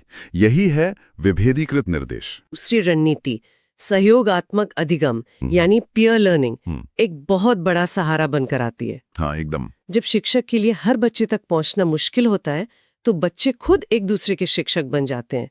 लेकिन क्या ये पीयर लर्निंग सिर्फ होशियार बच्चों पर शिक्षक का काम थोपना नहीं है? ये सवाल बहुत लोग पूछते हैं। है ना? अगर कोई बच्चा किसी कॉन्सेप्ट को जल्दी समझ गया है, तो उसे आगे बढ़ने के बजाय अपने साथियों को क्यों पढ़ाना चाहिए? इससे तो उसका नुकसान होगा। देखने में ऐसा लग सकता है कि इससे होशियार बच्चे का नुकसान हो रहा है, लेकिन कॉग्निटिव साइंस इसके बिल्कुल उलट बात कहता है। अच्छा, वो कैसे? जब कोई बच्चा किसी दूसरे बच्चे को कुछ समझाता है, तो उसे उस जानकारी को अपने दिमाग में दोबारा से ऑर्गेनाइज करना पड़ता है। हाँ, इसे लर्निंग बाय टीचिंग कहते हैं। जब वो समझाता है, तो उसके खुद के कॉन्सेप्ट्स में जो भी कमियां होती हैं, वे दूर हो जाती हैं, उसकी याददाश्त और भी गहरी हो जाती है। ये एक तरह से रोमन दार्शनिक सेनेका की उस बात को साबित करता है कि जब हम पढ़ाते हैं तो हम सीखते हैं। बिल्कुल सही बात है। और सबसे मजेदार बात यह है कि वयस्कों या शिक्षकों की भाषा कई बार बच्चों के लिए बहुत तकनीकी हो जाती है। बहुत भारी भरकम शब्द होते हैं। हाँ, लेकिन जब एक बच्चा दूसरे बच्चे को समझाता है, तो वो खेल के मैदान के उदाहरण देता है, उनकी अपनी भाषा का इस्तेमाल करता है। एकदम। वो उस जमे हुए स्पंज को बहुत तेजी से पिघला सकता है, क्योंकि वहाँ शिक्षक वाला वो डर नहीं होता। बिल्कुल, दोस्त से कोई नहीं डरते। इसके साथ ही स्रोत में समावेशी कक्षा के तहत संसाधन कक्ष या रिसोर्स रूम का भी उल्लेख है। ये संसाधन कक्ष क्या होता है? देखिए, समावेशी कक्षा का ये मतलब नहीं है कि अगर किसी बच्चे को कोई विशेष आवश्यकता है, जैसे मान लीजिए डिस्लेक्सिया है या सुनने में कठिनाई है, हाँ, तो उसे बिना किसी मदद के आम कक्षा में ऐसे ही छोड़ दिया जाए। जब उन बच्चों को किसी खास थेरेपी, सहायक सामग्री या विशेष तरीके से समझने की जरूरत होती है, तो वो कुछ समय के लिए इस संसाधन कक्ष में जा सकते हैं। अच्छा, एक अलग सपोर्ट सिस्टम। हाँ, वहाँ विशेष शिक्षक उनकी मदद करते हैं और फिर वो वापस अपनी मुख्य कक्षा में आकर बाकी बच्चों के साथ सीखते हैं। ये संतुलन सुनिश्चित करता है कि कोई भी बच्चा पीछे ना छूटे। अगर हम आज की इस पूरी चर्चा के धागों को एक साथ पिरोएं, तो लर्निंग विद पवन के इन नोट से एक बहुत ही स्पष्ट तस्वीर उभर कर आती है। हाँ, बिल्कुल। ये पूरी प्रक्रिया एक मशीन जैसी बिल्कुल नहीं है। सीखने की शुरुआत किसी बाहरी लालच या डर से नहीं, बल्कि एक आंतरिक आग से होती है, जहां सीखने की खुशी ही असली इनाम है। एकदम। बाहरी लालच उस आग को भड़काने के बजाय अक्सर बुझा देते हैं। और वो आग तभी जल सकती है जब आसपास का वातावरण सुरक्षित हो, जब हमारे संवेग यानी इमोशंस डर और तनाव से मुक्त होते हैं, तभी हमारा संज्ञान खुलता है। मतलब एमिगडाला शांत रहे। हाँ, एमिगडाला को शांत रखना और खुशहाल मन से नई जानकारी ग्रहण करना ही स्थायी शिक्षा का आधार है। और इस सुरक्षित वातावरण को जमीनी हकीकत में बदलने का काम RTE एक्ट 2009 करता है, सही कहा। जो शारीरिक दंड को अपराध बनाता है, नो डिटेंशन पॉलिसी से परीक्षा के खौफ को दूर करता है और एक संतुलित PTR सुनिश्चित करता है ताकि वो स्पंज जमा हुआ ना रहे। बिल्कुल। फिर इस डर मुक्त कक्षा के भीतर सहयोगात्मक अधिगम और क्षमता के अनुसार निर्देश ये तय करते हैं कि विविधता को एक बाधा के बजाय एक ताकत की तरह इस्तेमाल किया जाए। एकदम, ये पूरा ढांचा ये साबित करता है कि सीखना एक व्यक्तिगत और सामाजिक दोनों तरह की प्रक्रिया है, जहां दिमाग के न्यूरॉन से लेकर देश के कानून तक सब कुछ एक दूसरे से जुड़ा हुआ है। ये सारी जानकारी हमें शिक्षा को देखने का एक बिल्कुल नया चश्मा देती है और सबसे अहम बात यह है कि संवेग, संज्ञान और प्रेरणा की ये नियम सिर्फ स्कूली बच्चों के लिए काम नहीं करते। नहीं, ये तो हर इंसान के लिए। हाँ, ये मानव मस्तिष्क के सार्वभौमिक नियम है।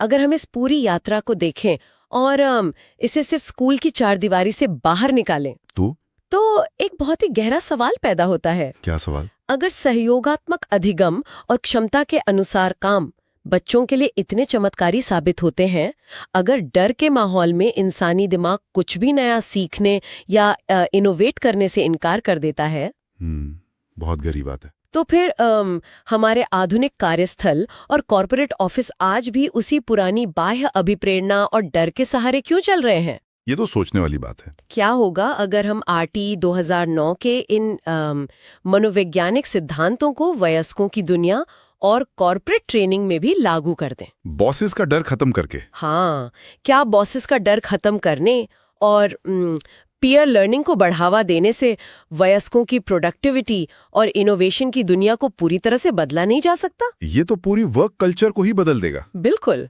ये एक ऐसा विचार है जो इस बात पर सोचने को मजबूर करता है कि असली लर्निंग और ग्रोथ सिर्फ बचपन तक सीमित नहीं है, बल्कि ये जीवन भर चलने वाली एक ऐसी प्रक्रिया है जिसे हमेशा सही माहौल की सख्त जरूरत है। बहुत खूब। इसी विचार के साथ हम आज का ये विस्तृत विश्लेषण यहीं समाप्त करते हैं।